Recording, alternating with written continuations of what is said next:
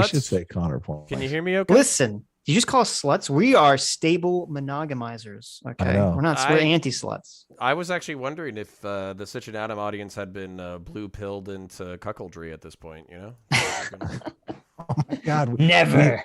We haven't had Jack Murphy on yet. But That's true. I think that's like true.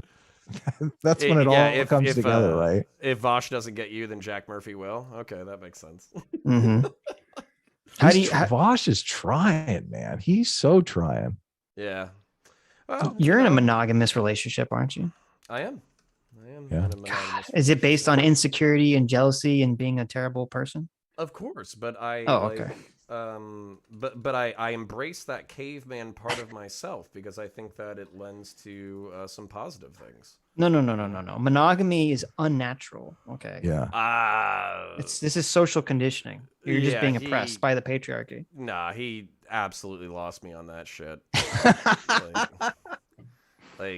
Nah, like I'm pretty sure like if Grug and Ugg were sleeping with the same woman, like Grug randomly had an impulse to hit Ugg in the head with a rock, like pretty sure. Yeah, right. So, yeah, but no. Yeah, so all humans live together having giant orgies, okay? Don't you know your history? Well, so isn't that an interesting thing that they make this argument where it's like, well, you know, intergenerational families and extended families have been a part of like human history for a long time, so shouldn't we all just fuck each other, you know? Right. And that's where it's like, no, like we should bring back intergenerational families where uncles and aunts and grandparents help raise the children, not have a fucking constant orgy where nobody knows whose kids are whose. That's sure. Yeah, that they have nothing to do with each other. Yeah, they're completely trying to conflate it. Yeah, but they use the former in order to prescribe the latter. Right. So that's a little frustrating. Well, it's open relationships are basically socialism with people. Okay. Why should, if you can't own any property, why should you be able to have dominion over any people either? Because so my actual non-meme answer is there is a caveman part of my brain that wants to know that my progeny that I'm spending 18 years to raise is mine, like genetically. No, and that's just that's insecurity. You need to get over that. But that's like that's arbitrary. Huge caloric and genetic investment. So no, that's arbitrary. No, because basically like the thing that frustrates me when they do hit it with the arbitrary thing is like maybe arbitrary to you because you're the person who's going to fucking leave and not take care of the kid. Right. But to the people who are going to take care of the kid, it does matter. So, is Vosh going to be okay raising a bunch of other people's kids? No, he's going to be okay sleeping with a bunch of other people's partners and then dipping out. So that's true. Yeah. So, and it kind of it all depends on what you. Well, I mean, it all depends on what you want, right? You know, there plenty leftists don't want children. I don't think that's like necessarily true, but I think it's true enough. So, you know, if life is just like this big pointless experiment to, you know, then why not focus on just fucking as much as possible for pleasure? Based. No, anti-based. Like, listen, Did y'all see Ethan Klein throwing fucking Jordan Peterson under the bus on Twitter over the past couple of days? Ethan Klein said Jordan Peterson is in favor of enforced monogamy, and that means that, you know, women should be plucked off the streets and forced into relationships with incels. Right. Well, actually, okay, Jordan Peterson didn't say that. I said that. I said no. Jordan Peterson did say that. I heard the interview where Jordan Peterson made this claim publicly, and everyone on the right was just okay with it because they're all a bunch of evil, sexist bigots. No, I'm actually I'm okay with creating a dating website that is feminists and you know, like incels, and like they basically like no one's being forced, okay? Nobody's being coerced, but the two groups of people who seem to have the most difficulty having productive and happy relationships can communicate with one another, and there maybe you they'll go. both I develop like that. and become better people. You know, probably not, but we can try. That would actually make a great reality TV show. You pair up all the feminist cat ladies with all the incels. Yeah.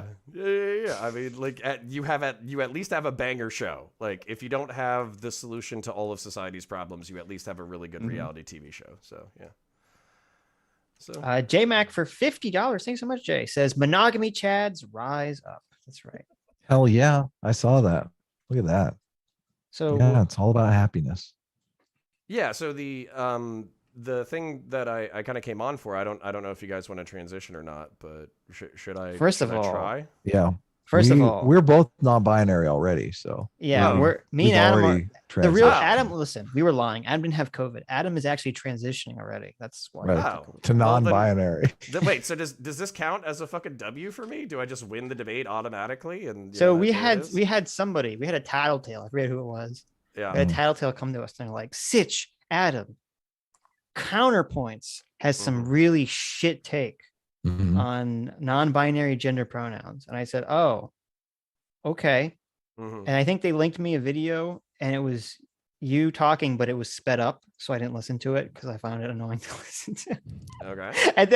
And then a couple days later, you messaged me with the same thing. Well, like, everybody be snitching. What do you now want? I'm wondering, maybe I didn't have a snitch. Maybe you were the original snitch from the beginning. Oh no, I don't need that kind of drama in my life. But I got a completely different snitch story though, because somebody messaged me and said that you were like deleting people's comments and getting really mad at your audience. And I watched your video Rage, which was also sped up. Don't do that. Why are you doing that? That's like a spoof video from like 6 months ago that my editor made. Like, okay. Well, yeah, people were super bent out of shape about that. And so I watched it and I was just like, I mean, you do what you want to do. I don't necessarily know about, I mean, our audience, I feel like, is a huge resource for us, and they beat us up something fierce. So yeah. Well, I punch back. That's my thing. So whoa. Yeah. Don't imply that we don't punch back. Yeah, we punch back. What are you talking about? We're here every Sunday punching back. Listen, you're centrist. You got to punch left, right, and center, right? That's another thing we should talk about, because I do think when you say that you're a centrist, you really are saying that you're a moderate, and we have a completely different definition of centrist. Like moderates tend to, they're in favor of policies that are trying to split the baby. And we define centrists as, centrists are like someone who is pro guns and pro abortion, pro choice. Okay. Someone who's not ruled by tribal partisan I'm politics. pro-gun. Wait, I'm pro-guns, and I'm also pro a minimalist state that provides essential services that creates a healthy, happy, functioning society. Well, That's not a contradictory position. I'm just using it as an example. So traditionally, the pro-gun side is on the right, and the pro-choice side is on the left. So you have two positions that are, at the, I don't want to call them extreme, but they're like, you don't really. They're associated with two different split groups. the baby. Yep. Yeah. Yes. So, but then you can have the opposite of that, and that person would be diametrically opposed politically. They're against guns and they're pro-life. But that person would also be defined as a centrist. So centrist is this thing that is not necessarily enlightened centrist. Let's be right. So like we've made up this term. Yeah. So that's the way we're defining centrist. So we have an audience, even though they're all centrist, they're like completely all over the place on positions. And moderates tend to be something that is like I'm going to try to find a sensible position between the two extremes. And I want to be clear here before you answer. I don't care about any of this. This is all in Adam's head. I literally don't care about this distinction at all. I do. Well, no, I mean, I'm okay. That's fine. I don't care. Because basically my thing would be then and I'm not saying like I'm that ass mad about it, but then why the snitching? You know what I'm saying? Like if it's all just, hey, I'm left on this issue, I'm right on this issue, and you get to claim the label, then why is this person running back to mommy and daddy? And like, obviously, I don't give a shit. You don't need to take accountability for your audience. Well, no, audiences are fucking schizophrenic pieces of shit. They weren't snitching. They were saying that they were basically trying to illuminate a miscommunication that's going on, because you on your channel will say, Sitch and Adam are centrists, and what you really mean is moderates, when I don't think of myself as a moderate. Sitch here is a moderate. He's the one trying to split the baby. So. That's not true. But I mean, I'm in favor of 12-year-olds having the right to vote. I don't see why we're disenfranchising 12-year-olds. That's crazy. That is a crazy fucking take. Most people would not call that a moderate position, and that's why I brought it up. So it's just, it's like when you're saying centrist and you mean moderate, it's not basically really Adam wants to say, listen, you're not Connor. one of us, okay? You can't sit with us. Yeah, listen, you can say you're a moderate, but don't you dare say you're a centrist. Well, that's what Adam's trying to say. No, you say, listen, you say whatever you want to say, okay? I'm just saying. Wow, what a centrist position right there. Yeah. So hold on. My take would be that centrism wouldn't necessarily be like splitting the baby has like a nefarious connotation, right? Because obviously, yes, yeah, because people have that association where it's like, the Nazis want to kill 6 billion Jews, the normal people don't want to kill any Jews, so let's kill 3 million Jews, right? Like right. Like that's the meme of centrism, is that like we're no matter what, we're gonna find the middle position between these two extremes, but and then now you understand why I make the distinction, because that's like they're really against moderates is what they're against. They're not necessarily against centrists. No, I disagree. They're completely against centrists.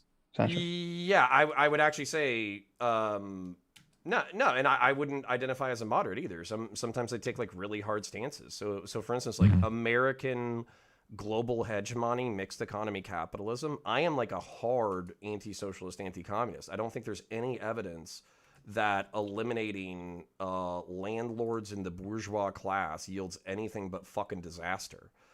So like I'm pretty like staunch pro-market, pro-mixed economy capitalism, and then also while I have a bunch of things that are not necessarily fiscal conservative in my prescriptions, my instinct is fiscal conservatism. I don't want the government spending money on shit that doesn't do anything.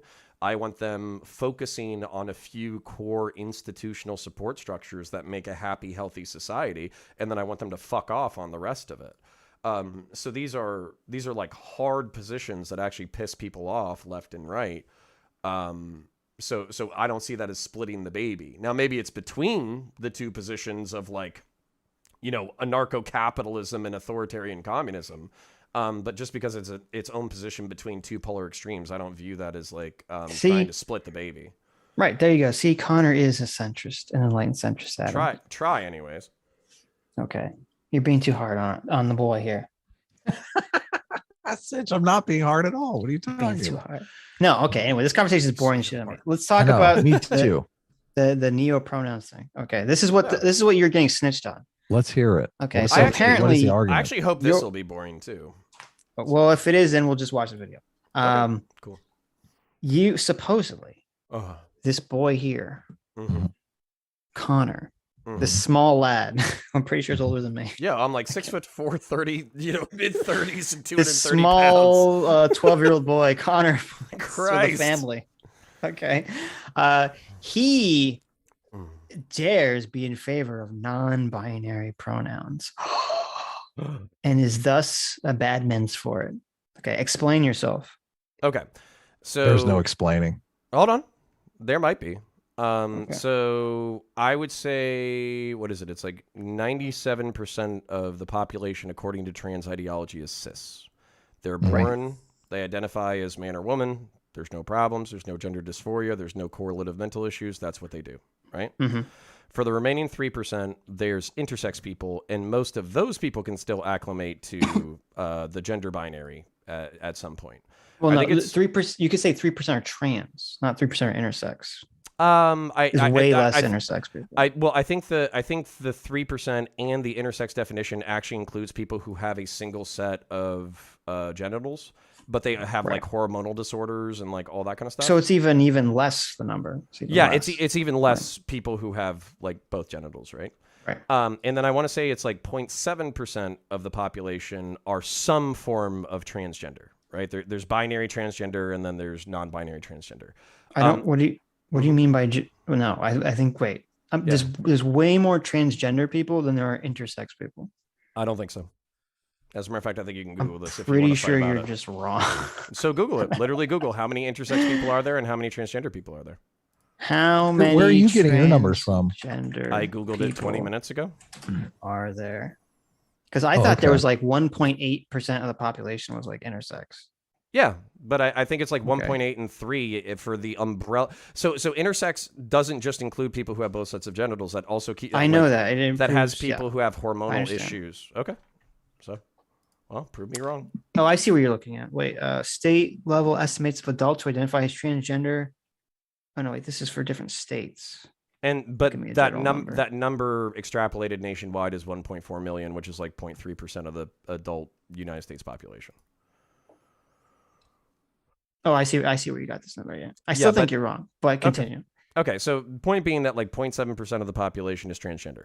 I'm not religious. I have like the Jordan Peterson cultural Christian kind of thing, but like where I want to take the positive aspects of religion, but I'm not religious myself.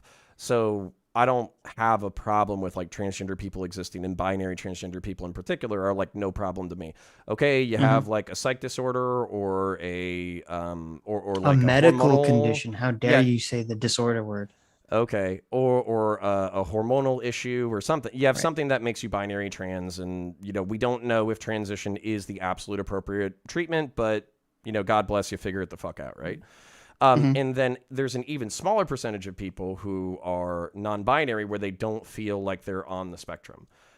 So Adam said something that was actually quite revelatory, that like kicked me right in the balls, which is Destiny of all people said that like he doesn't identify one way or the other with his gender, and you were like, most people don't, because they don't even fucking think about it. And that was kind of like a cool thing to think about.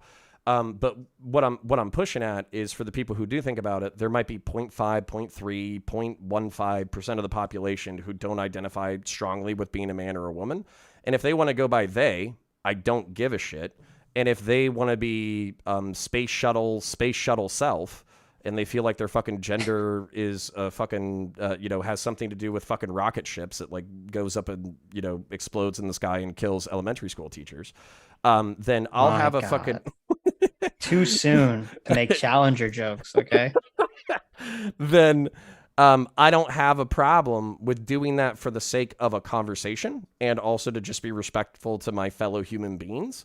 And then if they're an interesting person separate from their, xenogender or whatever, I'll continue to have conversations with them. But if they're a smug, self-centered, narcissistic asshole, unrelated to them being non-binary and xenogender, then I'm not going to spend any more time on that person. And I think that's a perfectly acceptable way to conduct yourself. Of course. Like, sure. If I know someone who, is a cool person and I enjoy talking to them or interacting with them, and they're like not an asshole, and they're like, Sitch, really means a lot to me if you don't use non-binary pronouns, I'll be like, okay, fine, whatever. See, right? But here we go. I knew Adam was going to be the stick in the mud. I'm only here's the but. Here's the big stinky but coming in. Okay? If you were to ask me as a concept, how do I feel about a concept about non-binary genders? I'm completely against them conceptually, because all they do, in my mind, is solidify gender stereotypes. Because what you're essentially saying is, oh, I don't fit into some narrow category of defined male or defined female, therefore I must be something else. When in my idea, the liberal society should be trying to say, listen, it doesn't matter what your gender is or your race or whatever. These things don't matter. What matters is you as an individual person and how you behave. Just don't put too much weight on these things. Yeah, do what interests you. Not interest. I just don't think it's healthy to fixate on them. Yeah, sorry, I don't, calling a gender identity an interest, I think would be super offensive to any non-binary person as well.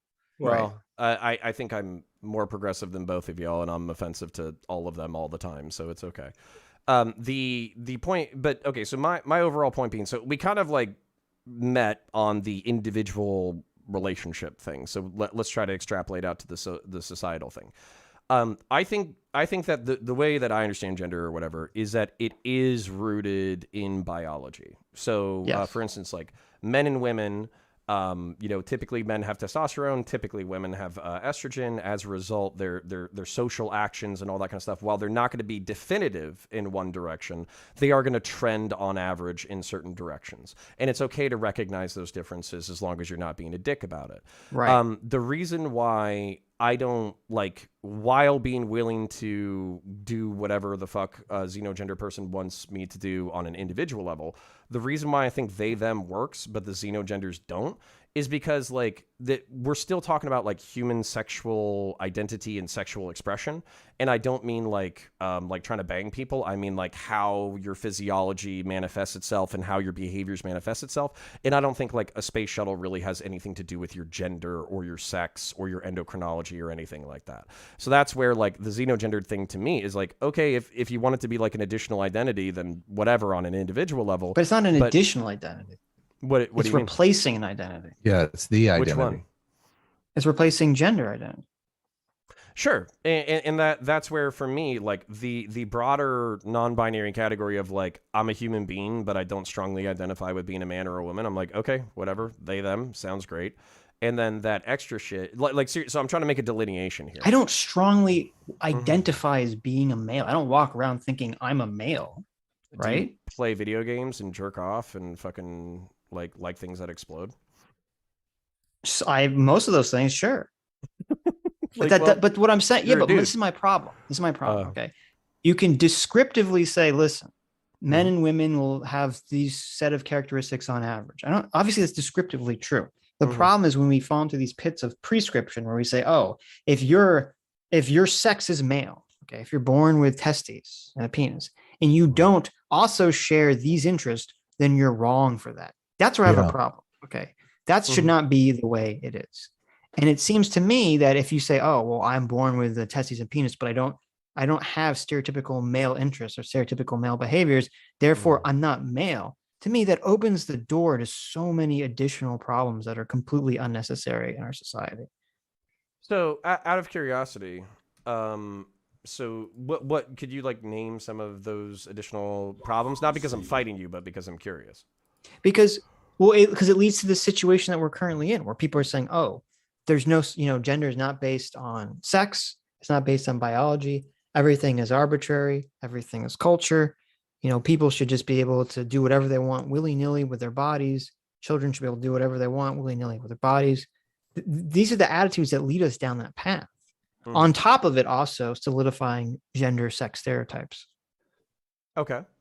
Yeah. And like, the self-ID argument for me is probably the weakest, like when it comes to like trans discourse or whatever, the one where it's like, well, you are what you think you are, so whatever, like, that's probably like the weakest shit for me.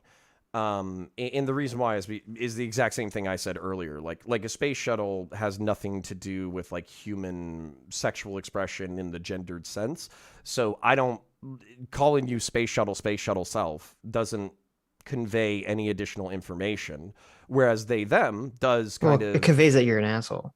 I mean, you could say that. See, Adam, this is why I get offended when you try to police my language, but it's just like if you're space shuttle or space shuttle self, you're a fucking asshole.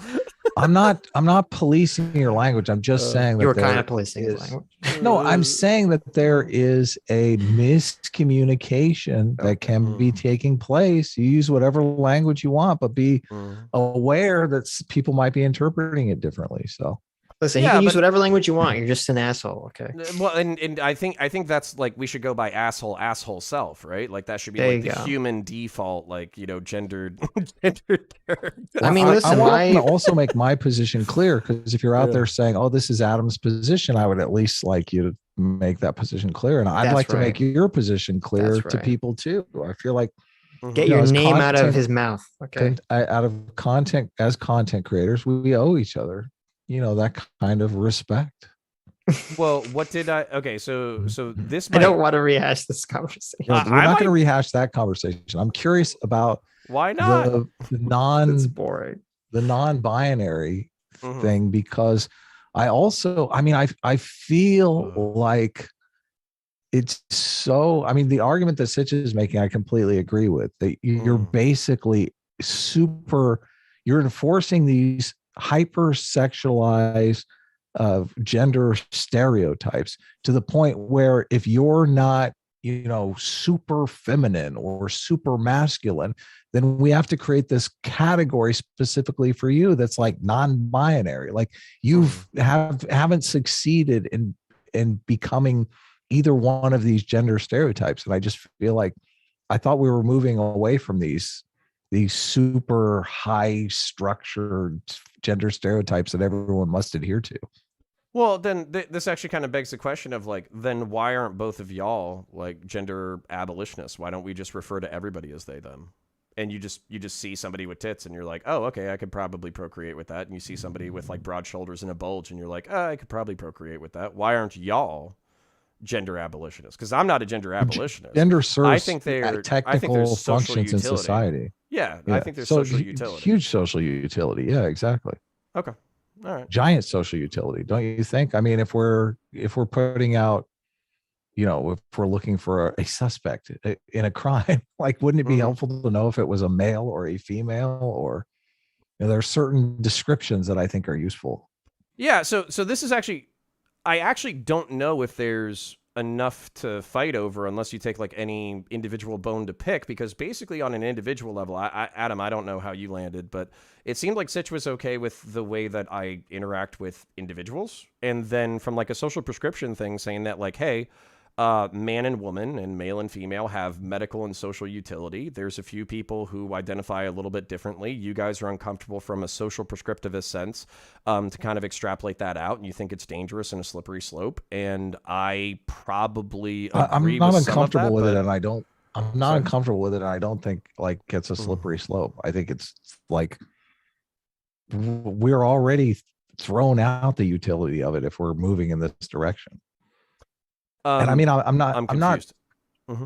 Well, I'm just the whole idea that people can elect not to put their gender on their driver's license is already thrown out the utility of it. Correct? It depends. So for instance, like driver's license has like a lot of other information. Like used to work in law enforcement, right? It has obviously X.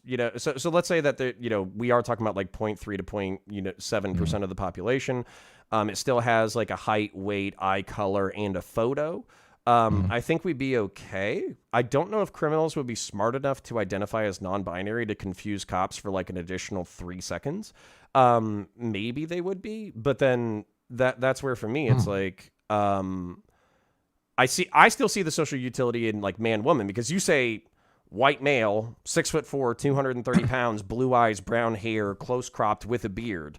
I know what to look for. You know what I'm saying? Whereas if you say gender non-binary, 6'4", 220 pounds, brown hair, blue eyes, that could be somebody who's man or woman. You know what I'm saying? They're already not including the race in description. Sweden or some shit. No, we have. A murder took place here in Los Angeles recently. I looked at half a dozen police reports, and they don't even include the race in the police report. Yeah, isn't that like now we're not going to include the gender too? Let's say we're looking for a shoplifter. Okay. So you're saying we're not going to include the race or the gender of the shoplifter that we're looking for? It's like, what the fuck? Then that would kind of be my curiosity. Would that be for public reporting, or would that be for the law enforcement themselves? Because for law enforcement themselves, I'm assuming they would keep track of whether or not somebody was like black, white, Hispanic, because you need to be able to identify the people. So you're saying that the law enforcement would actually have a category on the driver's license that only law enforcement sees? Is that? Potentially, or California could have lost its goddamn mind. I wouldn't be surprised by either situation. People are really going to be down with that law enforcement has special information that the general public doesn't necessarily have access to. Well, isn't that kind of really be upset about that? No, but isn't that kind of the alarmism of like right or centrist people with left-wing people, is they have like all these fucking highfalutin well intentions and they just end up completely destroying society? Like that's my concern, is like, oh, by trying to eliminate, gender and race categories so news reports are a little bit less like, race bias confirming or whatever, you've basically destroyed the social utility of easily being able to look for people. I would be completely against that. I think that's stupid as shit. And the fact that like California has progressed that far is actually shocking to me, that they've already kind of jumped the shark, in my opinion. It's kind of crazy. I mean, awesome. I think we should move on because everyone hates this conversation. Okay. Fair. And I sent you the watch together link. Yeah, no, I'll jump on the watch together, and then basically I'm happy everybody hated it, because that basically means that the snitch can eat my butthole, because there you go. Well, that's because why it wasn't even right. interesting enough to hold everybody's attention for 20 fucking minutes. So stop snitching to mommy and daddy, you fucking pussy. That's right. So. Stop snitching, person who's definitely not CounterPoints. It wasn't me, fellas. I'm a big fan of the show. Whatever shit talking I do with Adam on Twitter is fucking. It's done with respect. That's true. Okay. That's true. That's fair. All right, but I am on the watch together. I can buckle down for another half hour, and then I got to go do another show. But I will shut my whore mouth about non-binary identity, and I'll just be here to add a little bit of Vosh elbows, if that's acceptable. This is a comedy show. We want to see you punch and elbow Vosh in the face. Figuratively. Here for it. Nah, bro. I've lived the casual that you should have? No! That's a human behavior. Humans feel that. But you should recognize the element of insecurity to that and where it came from. If anyone at this point can't follow the point that I have made, I'm sorry. I can't make it any more than this. For me, it's about the other person breaking an agreement we've made. It's not about jealousy, it's about dishonesty. I don't think it's acceptable to cheat on non-monogamous people. But then why do you have that agreement, Comrade Robin Hood? Why'd you make that agreement? Bosch, I mostly agree with your take. Do you think there's any way to make monogamy a thing without the insecurity component? Quick question, guys. Is there any way for a guy to think that the girls that he dates shouldn't talk to other men, not an insecurity thing? Could you ever imagine, like, realistically, any situation in which a guy is like, yeah, I don't think my girlfriend should be able to talk to other men? Okay, yeah, it's about what we normalize, then. It's about what we fucking normalize, okay? Stop getting mad at me when you're capable of applying this analysis to everything adjacent to this one issue, okay? Because I only want to be in a relationship with one person. Comrade Robin Hood, it's not about you being in a relationship with one person. It's about whether or not they can have sex with other people. Why would you place that standard on them, that expectation? Yes. So, having sex with another, allowing your spouse to have sex with other people is the same as them talking to other people. And why would you have the same expectations for you of your relationship to be imposed on your partner? That's just oppressive.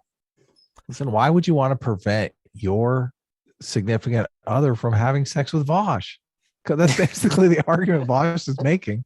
Like, why are you forbidding them this great experience that they could have? Disease, pregnancy, social stability, relational stability. Those are jealousy. all arbitrary, okay? Yes. You don't understand. Okay.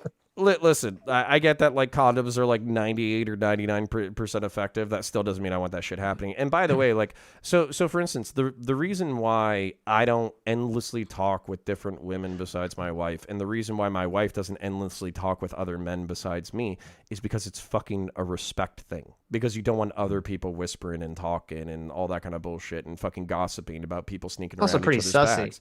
Yeah, so if you're like, fuck you, don't tell me what to do, I'll talk to whoever I want to whenever I want to, that's like major red flags for infidelity. Hella red flags for infidelity. Yeah.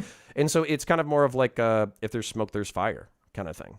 Well, if your significant other is best friends with someone of the opposite sex, especially someone of the opposite sex who's not in a relationship themselves, it's a pretty big warning flag.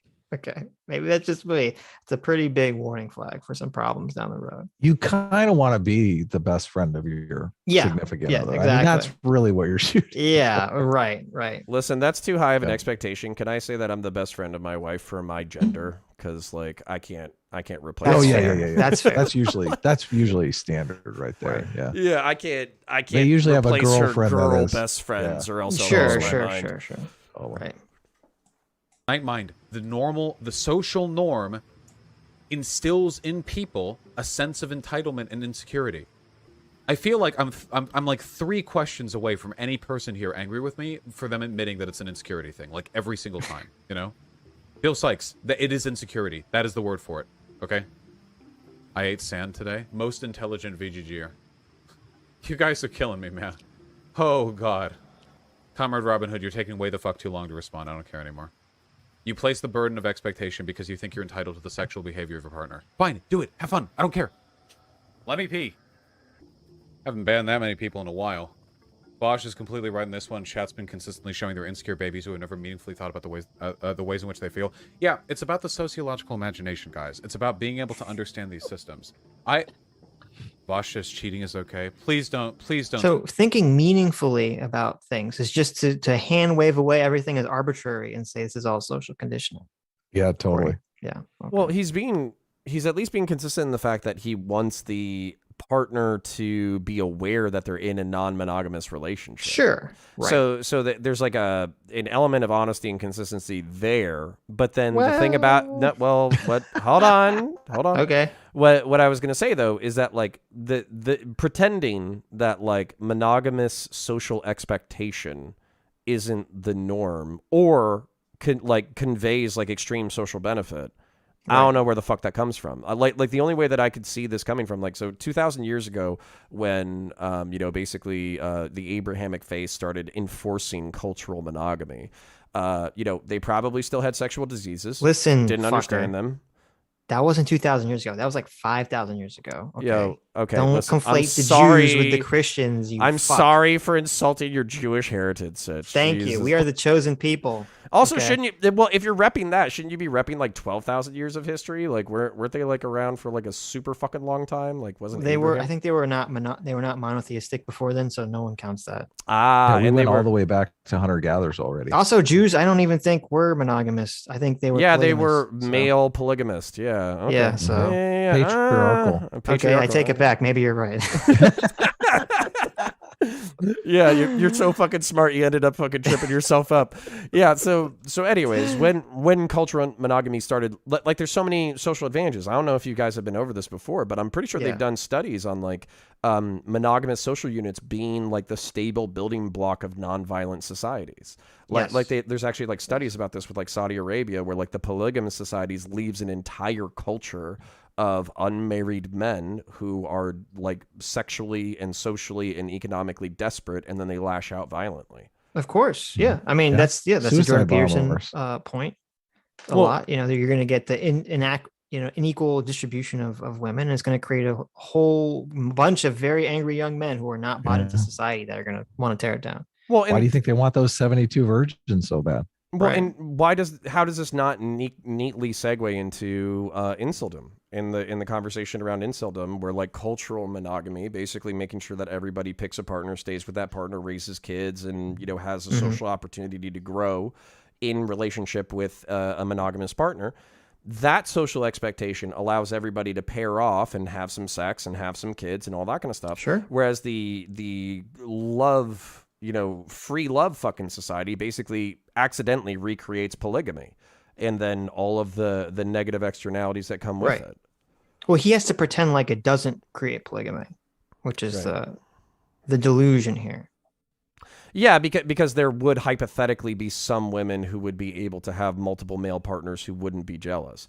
And by the way, that hypothetical has been tested and has failed. Like there was a news article of that, like, this is the future, and it was like 4 dudes who were like all sleeping with the same woman who actually already had a child. I remember that. And that one kid ended up getting abused by one of the fucking partners, and that partner is now in jail. So it's like, fuck, man. Like no, it's not all good to, like, if it works for you, God bless you, but it's not going to work for most people. Right. Bosch has a video called Incels Part 2, Analysis, Advice, and Chad-splaining. And Chad-splaining. That's pretty interesting. Can we just enjoy or not enjoy the irony that now that Hassan and fucking Vosh have climbed the social tier of fucking leftist internet space, they're now giving Chad advice to fucking all the goddamn people that are fucking sucking down their dog shit advice on a day-to-day basis? The people who want to tear down the oppressors and the oppressing classes and the hierarchies are the ones giving the quote Chad advice. He has a debate. Women don't owe you anything. Debating a leftist incel. Interesting. Women don't owe you anything. He has an advice for incels video. Developing confidence. Well, he's right about that. I mean, women do find confidence attractive. That's true. Yeah, and Vosh has that in spades. I mean, that's how he grifts. Superpower. But how is that not a hierarchical value? How is that not a patriarchal value? How is that not something that is informed by the patriarchal sexism of Western society? Well, I would say it's informed by biology, but he would say it's informed by the patriarchy. Well, right. And so that's my thing is like, it's kind of like whenever anarchists like abolish fucking society and then they end up recreating it in like 3 fucking steps, they just call it something different. That's what I feel with the fucking, that's what I feel with like the polyamorous people who are like, oh, well, we can just like have consent. And then it's like, okay. So you mean like the way things are, plus you get to fuck more people? Okay. Thanks. Yeah. Don't spread that take. Holy shit. Please don't spread that take. Cheating isn't wrong because, oh god, that's going to be clipped. Cheating is not bad because the idea of having sex outside of a committed relationship is bad. Cheating is bad because you've broken an expectation. That's going to be clipped right there. How would we promote non-monogamy as the standard position? I don't know.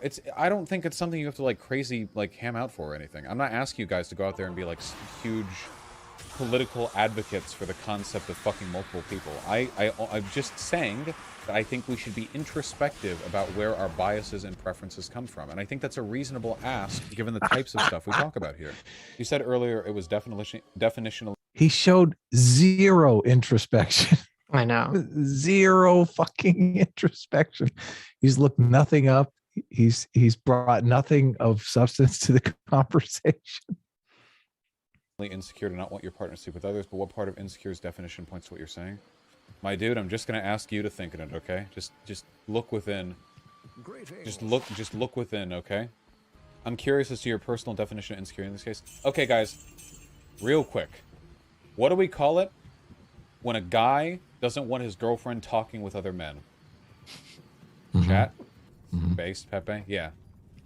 Guys, use the term that I'm clearly trying to bait you into using here. It's almost like when people use the term insecurity or you're being insecure about something, what they mean is that you're being insecure, overly jealous or irrationally jealous about a certain situation. Yeah. Okay. That's almost exactly how people use the word insecurity. They don't mean, well, you could also have a completely justifiable fear about something.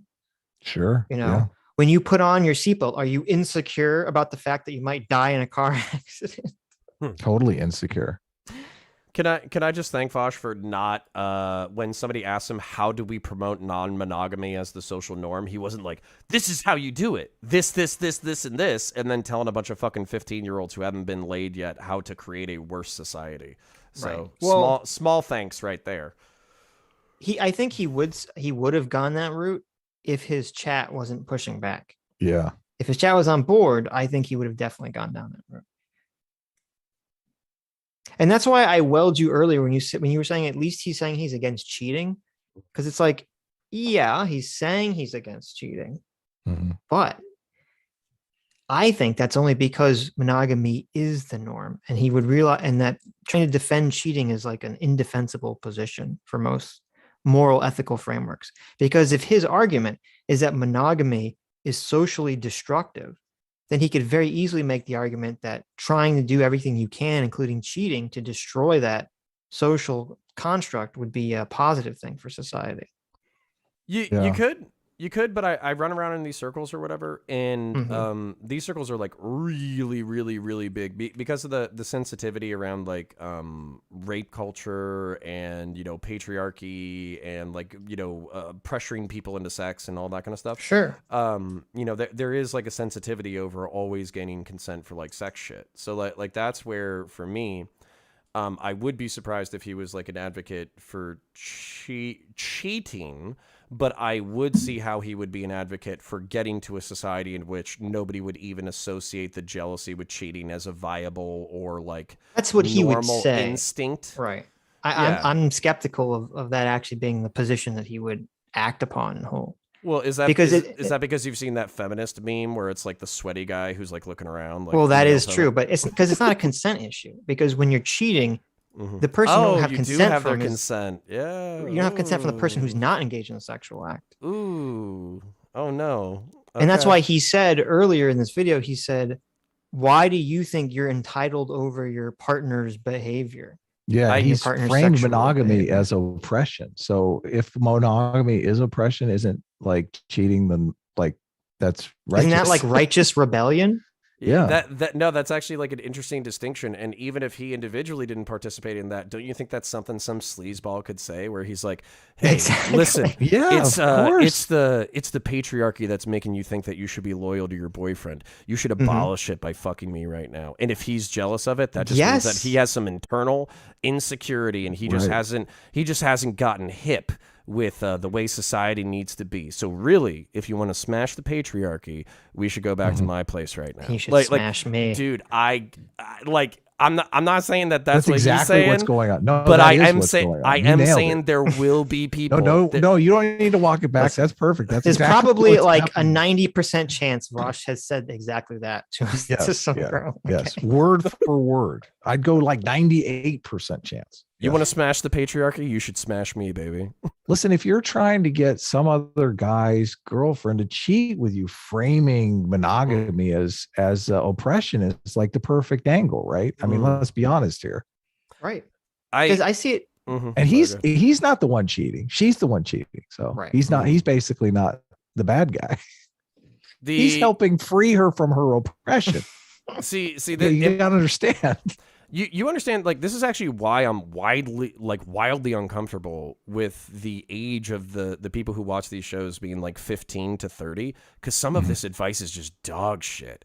And like, and like, not only is it dog shit, like, even if you meant it in the most like well-intended of ways where you sincerely believe this shit, you think that some malevolent motherfucker isn't going to corrupt that into the worst fucking pickup line in all of history? Like, that's some evil shit. So, yeah. Sure. Yeah.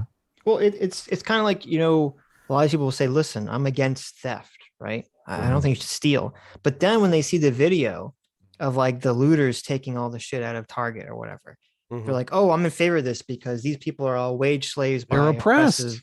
Capitalistic system, and they're rebelling against capitalism and blue. It's like, okay, well, listen, if you're going to conceptualize monogamy the same way you conceptualize capitalism, it only stands to reason that, cheating is a moral, righteous rebellion from monogamy. Can I share a slightly related meme because it involved Vosh from earlier in the week?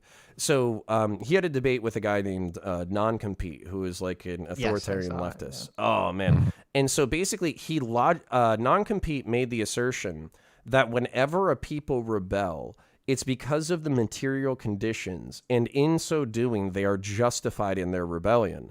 Yeah. And so Vosh led him right up to the cusp of the logical extension of this, which was if the Jewish folk in Nazi Germany were actually a part of a cabal oppressing the Aryan people, were the Nazis like logically justified in committing the Holocaust?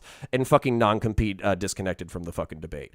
And like that, but that's like, that is the logical extension when you say that these things are justifiable because of class antagonisms or because of this, that, the other, instead of making individual, like this is how you conduct yourself if you want to be a moral person.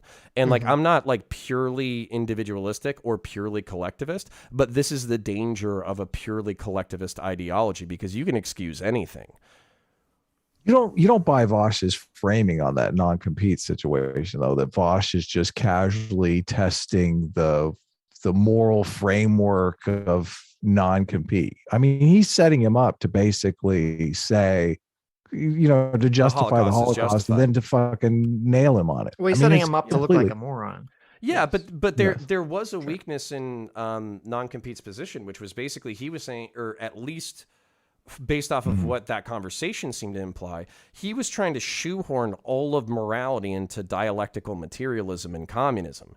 And Vosh was like, I'm not a communist because of dialectical materialism. Yeah. Again and again and again, when you want to go after people, you frame them as the oppressor. I mean, CRT is basically designed to frame white people as the oppressor for the exact same reason. So, I mean, it is a common political tactic to frame people as an oppressor so that you can do whatever you want to them. Of course, that is the leftist tactic, basically. But in terms of the non-compete Vosh conversation, I will say I did basically side mostly with Vosh in that conversation because non-compete's attitude was basically, I don't have to engage in hypotheticals. I don't have to actually understand where my moral principles come from, and I don't have to actually answer any questions, if any hard questions that you ask me, if anything doesn't make sense. I think he might have been more amicable to do that with anyone other than Vosh, because all Vosh is going to do is like take him out of context and considering rub his face in it. The first part of the conversation was non-compete complaining that Vosh is rude to his partner, friend, I don't know, whomever this girl is that he streams with. And then it turned out that girl was calling Vosh a pedophile. So it's kind of like one of these, like, okay, that is, true. So the ultimate meme that extended from that was she retweeted a meme implying that Vosh was a pedophile, and then Vosh tweeted a 3-second clip of them reacting to the non-compete debate with maybe the Nazis had a point.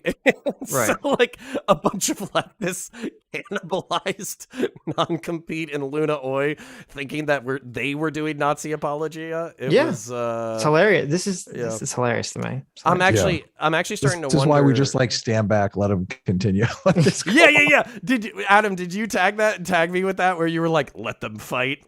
Yes. Yeah, I did. I'm like, if you intervene, stop. I'm done. Don't try to improve communication. Let them fight. Yeah. Fate. Please work with me here. I'm gonna do the whole bit, but only if you work with me. Insecure, okay? What do we call a guy who doesn't want his girlfriend having friends outside the relationship? Oh, and it's funny because he keeps trying to say that I don't mean insecure is a bad thing, but every example he gives is it's a bad thing. Yeah. What do we call a guy who doesn't want his girlfriend interacting with male coworkers on the job? What do we call a guy who doesn't want his girlfriend going to social functions out with other girlfriends because the bars get rowdy at night with guys? And he doesn't want her, like, seeing any of them or whatever. Okay. Now, what do we call a guy who doesn't think that his girlfriend should be able to have sex with other people? Smart. We call it monogamous. That's my point. See, but this is why he's so dishonest. He's totally dishonest. Because he keeps saying, I'm not saying it's bad, but then, look at all these things. These are bad things. If you don't like this, but let me throw on monogamy on top of it. Yeah. It's so dishonest. And doesn't everybody have a shitbag friend? Like it doesn't matter if you're like a dude or a chick, but like doesn't everybody have a shitbag friend that's like feeding everybody shots and encouraging everybody to be a dick and like kind of like be a little bit shittier than they should be and this that, and flirt more than they should and this that. I mean, maybe you do. Maybe you have that friend. Okay, yeah. I no longer have that friend. But the point being that like, if you put a little pressure on, like my wife put a little bit of pressure when we were younger and we were just dating, she put a little pressure on me before I headed out with the fellas to be like, hey, don't fuck around, dumb fuck. And then I did the same shit to her. Hey, don't fuck around. And like, that's like, and it's just because you want to be respected by your partner when they're out associating with other people. And I don't think that's, if you want to raise children with somebody, I don't think that's too much to ask because Vosh is ignoring that this goes both ways. Yeah. Vosh is totally ignoring that this goes both ways. That women are jealous too. Women want monogamous relationships. Women want monogamous partners. He hasn't touched on any of that. Like he's acting like this is the freeing thing for women. This is exactly what women want. Women want a guy who's just going to go around and fuck everything that moves. Yeah, and can't you imagine all the secondary negative side effects with that, with like bringing sexually transmitted diseases home, or having pregnancies with other partners that you're now financially responsible for, basically inviting that kind of like drama and intrigue into your life where there's these other relational partners who believe that they're entitled to your partner. So then that's just part of fighting oppression, right? Yeah. Of course. How could I not see? You're right. I'm blind. Yeah, but of course. I now see. Yeah. Okay. Yeah, baby. Yeah. We all need to get an STD to fight oppression.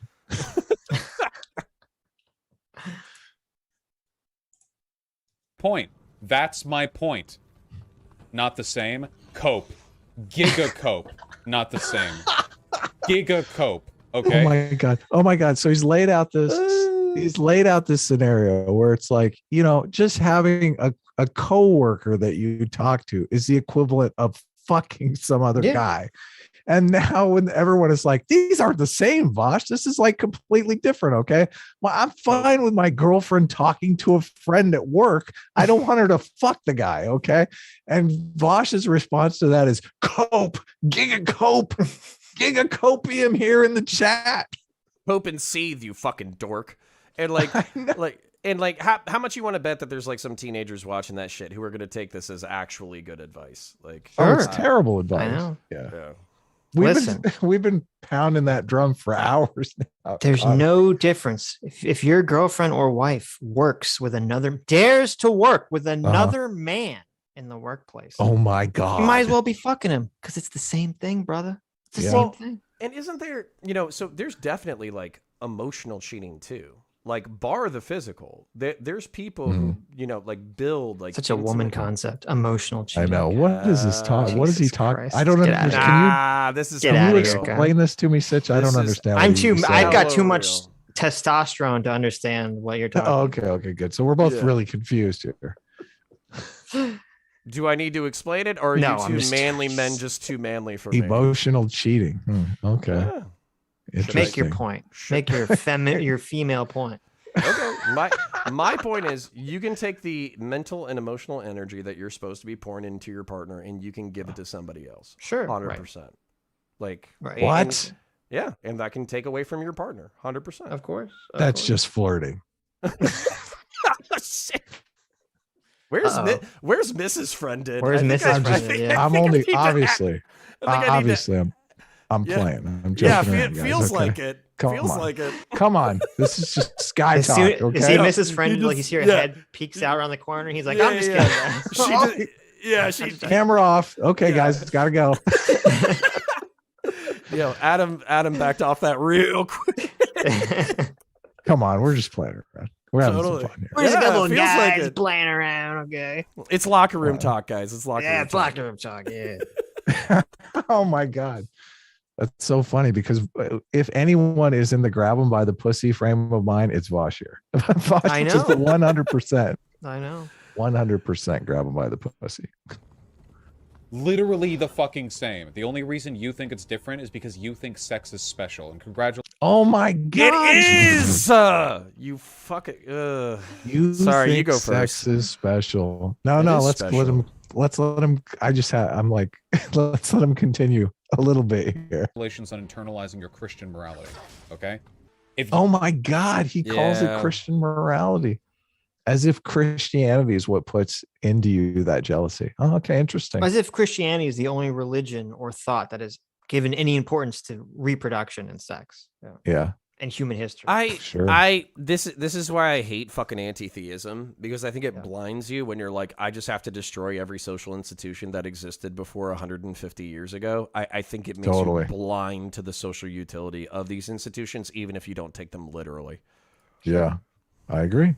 You think that sex is like crazy fucking special, but spending a night out with friends isn't? Then I've got a lot to tell you about how humans bond. Okay. And I guess we know now why Vosh no longer has a girlfriend. You think it's like we had sex? It's like, so I also hung out with my bros yesterday. There's no difference. That was special. That was way more special. We played Smash all night. We did. I did play a significant amount of Halo with my bros last night, and it was special. we listen, babe. That's a different kind of special. I was gonna say, listen, babe. Me and you, we might have smashed all night, but with my bros, we played Smash all night. Okay, and I'm gonna be honest, I had more fun playing Smash than actually smashing. That's not. So, sorry, babe. Is there a Mrs. Sitch to snitch to or no? Like there's not. Oh, we need to fix that. See, Adam is anything that has two X's that walks by. Adam's like, Sitch, you gotta jump on that. He's like trying to matchmaker me with everything that walks. I do feel bad about that though, Sitch. I'm trying to. One of my 2022 New Year's resolutions is to like not give Sitch such a hard time about not having a significant other. This is Sitch. She's out. I'm trying to I am doing what Vosh is saying is oppressive. I am literally trying to like social engineer Sitch into a monogamous relationship. Listen, I'm a free spirit. stop. Okay, I know, like I know. Vosh. I just want to bang a bunch of girls, Sitch, but I'm not going to sell them a lie about I the know oppression exactly. of monogamy. Okay, Sitch is doing the Joe Pesci thing here. He's like, Mom, I get a good girl almost every night. Why would I want to settle down? exactly. Like, okay, Exactly. okay. I'll shut up now. Yeah.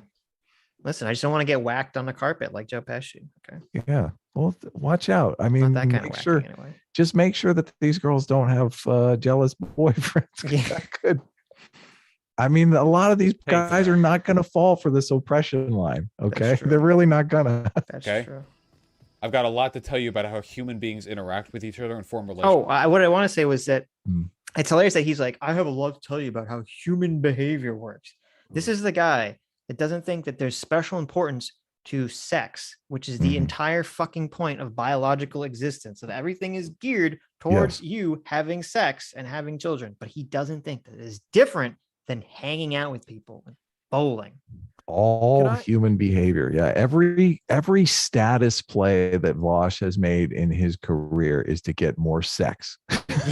Everything he's ever done. Yeah, no, this is actually interesting because it's like, are you, there's this term, it's called like biological essentialism. And it's like, basically like, because it's rooted in your biology, it's something that you're going to do.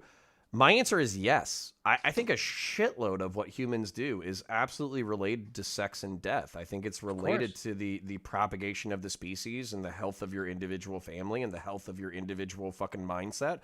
And it's super frustrating when people are like, oh, we can socially engineer past our biology. Like it's fucking crazy to me. You can only sublimate your biology. You can't change it.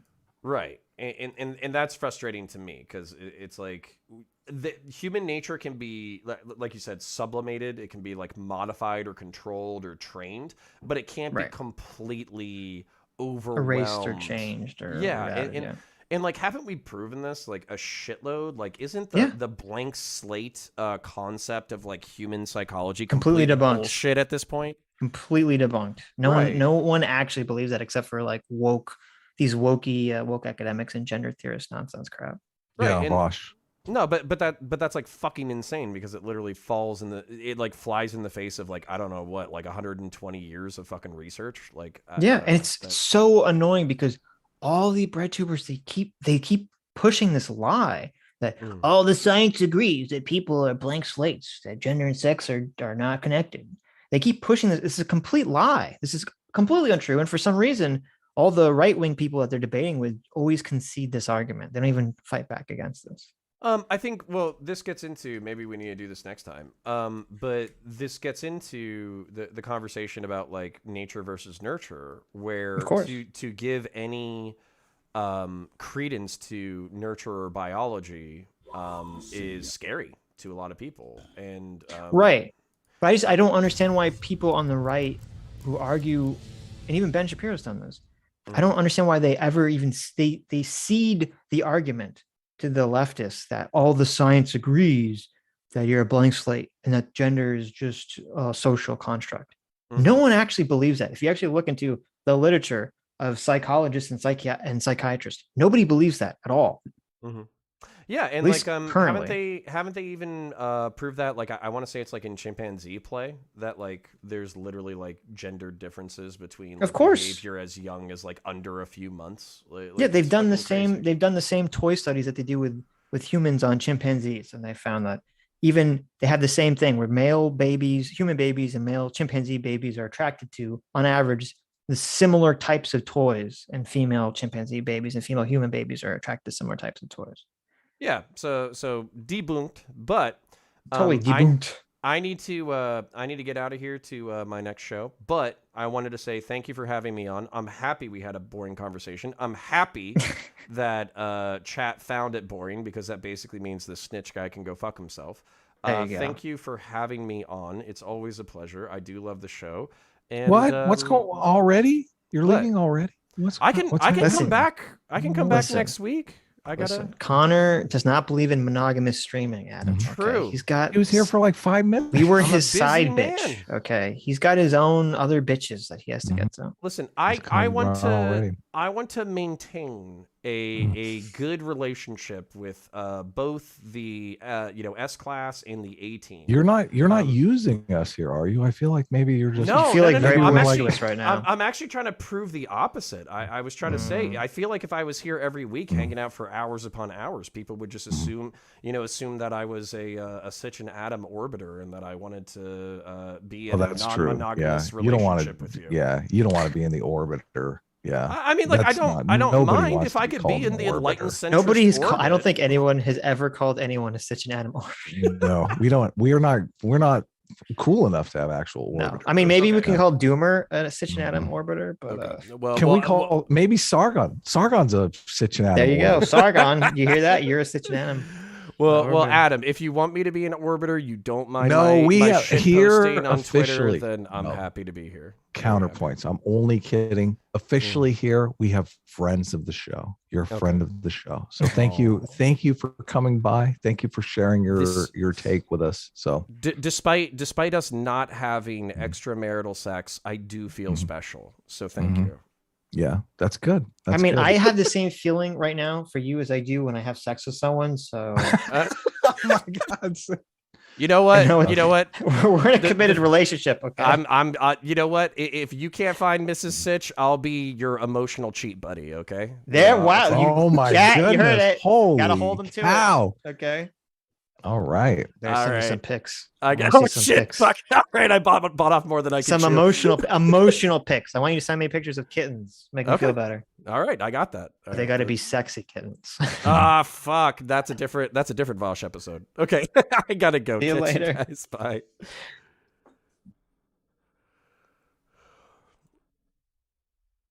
So, okay? Osiris, if your real I don't think I've concern is talked about to you maintaining before, the, like, or we haven't been exclusivity in introduced. any kind of like bond. But nice to meet you.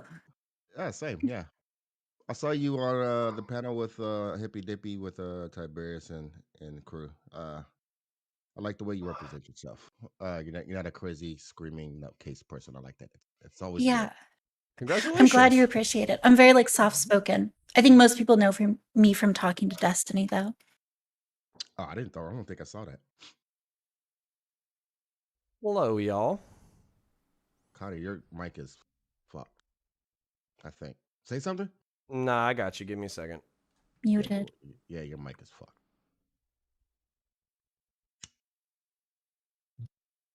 What about now? Oh, Connor's here. Fantastic. I can hear you. Okay. Beautiful. Yeah. Then what is up, y'all? I just got done clearing my name on the Sitch&Adam show because they What do you mean clearing? Fucking Accusations. yeah. So they were accusing me of being too or no, not them individually. A fan of theirs subscribed and then unsubscribed to my channel because I was too progressive on non-binary genders. Okay. What's your stance on non-binary genders? Basically, he, she, wait. He, him, she, her, they, them, I'm like completely good with, and I'm also completely good with non-binary people. Xenogenders I'll use on an individual level in order to show respect for the individual. But if you're like something like, dear self or some shit like that, I don't think that has necessarily much to do with like human sexuality, but I'll respect you as an individual. If you're an individually interesting person, then I'll continue to interact with you. If you're an asshole outside of your gender identity, then we're not going to have much to talk about. And so that's kind of where I land. That is quite tolerant. Yeah, that is very tolerant. So I have a question about that. Because, yeah. Can I start the show? Fuck yeah, man, dude. We can talk about this on the show. I just want to start the show. All right. So April hasn't seen the show before, so I'll like introduce it real quick. There's like a 30-second intro, but you guys can't see it through your end. It's just through my end of the stream. So yeah, 3, 2, 1. Good evening, everyone, and welcome back to the Mask Off Podcast. You guys know how it is. It's your favorite part of Sunday, and mine too, and I can't wait for this particular episode. It's going to be fantastic. Roll that sexy intro, and we'll be right back. Intro's running. It's got about 25 seconds. Fan fucking test. Sam's supposed to be working on the next one, but she says she's been really busy. I mean, I kind of like the one you got, so yeah, I do. It's not bad. I don't think it's like as professional as hers is, but it's still pretty solid. And now. All right, we are back. So just quick introductions for some folks that don't know who the hell we are, because we've got a very special guest today. We've got or is it Tapja? Tapji? But you can call her Haftaj April. or April Haftaj. works. Haftaj, yeah. I can't spell. I can't spell at all. She has a whopping, or is it minuscule? I don't know. 100,000 followers on Twitter. So yeah, she's doing something right. I don't know what that something is, but she's doing something right. So Posting sexy pictures is the thing that I'm doing really well. That's what you gotta do, Tiberius. Get on it, man. I need to change the way I do my Twitter. Right? Give people an introduction to who you are, what they should know about you, and why they should come take a look at what you do. Well, I'm quite new to the internet politics scene, but I'm trying to represent a right-wing, anti-liberal, anti-progressive way of thinking that is sort of divorced from some of the toxicity that has been traditionally associated with those movements.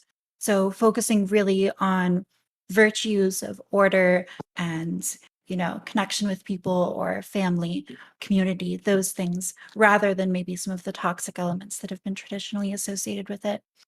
I'm pretty politically dissident, and I think that gives me a lot of freedom to agree or disagree on individual pieces of policy. I don't feel a necessary need to conform to any sort of partisan expectations. So unique voice in the politics space, hopefully interested in having good discussions with people. And yeah, hopefully it's a good time. All right, fantastic. I think you're going to have some friends here. I could be wrong, but between me, Connor, and Internax, somewhere along the line, you're probably going to make a friend. But I certainly hope so.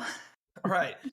Without further ado, you know him as Connor. You can find him on the YouTube channel CounterPoints. He is our good friend and helps bring up the Mascot Podcast. Connor, how you doing, buddy? I'm doing excellent. Do you mind if I do my own little intro, just so Taftaj knows who I am? So my name's Connor. I do a YouTube channel named CounterPoints. I identify as centrist, center-right. I pretty much am like pro-American hegemony, pro like liberal democracy and republicanism and firearms and balance of power politics and all that kind of stuff. But then I do believe in a state and some redistributive economics and all that kind of stuff, which puts me a little bit left of center for a lot of people. And then I'm also not a dick about gay folk, because I'm not like particularly religious. So I try to be as tolerant or progressive as I can to as many human beings as possible, while also not getting stepped on and being a little bitch.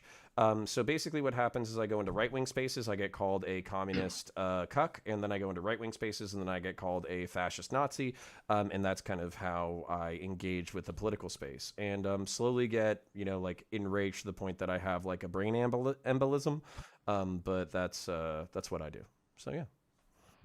It's good to see you, Connor. Next, his name is Osiris. He streams video games. He is a network administrator, kicking ass and taking names, doing all the cool kill shit. How you doing, Osiris?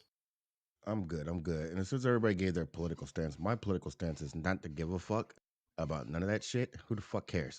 If you're somebody, then that's all I need to know about you. You're somebody. And if you're an asshole, like Connor said, fuck you.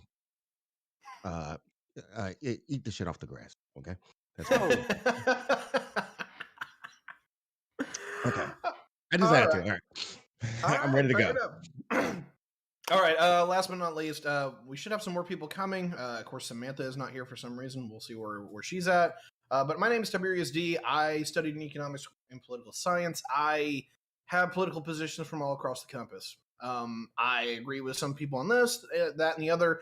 I am not a centrist. I do identify more with the right wing in the regards that while I am an atheist, I think the right wing actually has the better moral virtue ethics. I hate the consequentialism of the left. But on the other side of that is that the left tends to have academics. They tend to have people that are actually educated. And so I kind of bridge the gap between the two. And it's kind of weird because I'm like, hey, you're smarter than him, but he's got the morality. So that's generally where I kind of start the shit. Without further ado, welcome to the Mascot Podcast, everyone. And you guys know how it is. Bring your own topic. What are we talking about tonight? Well, since we were kind of getting into it, do you want me to do the non-binary thing? Yeah, sure. Let's talk about it.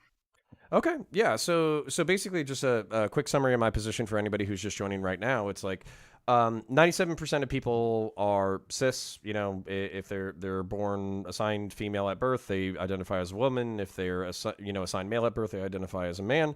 That's 97% of people, and I think that's the way that most folks function.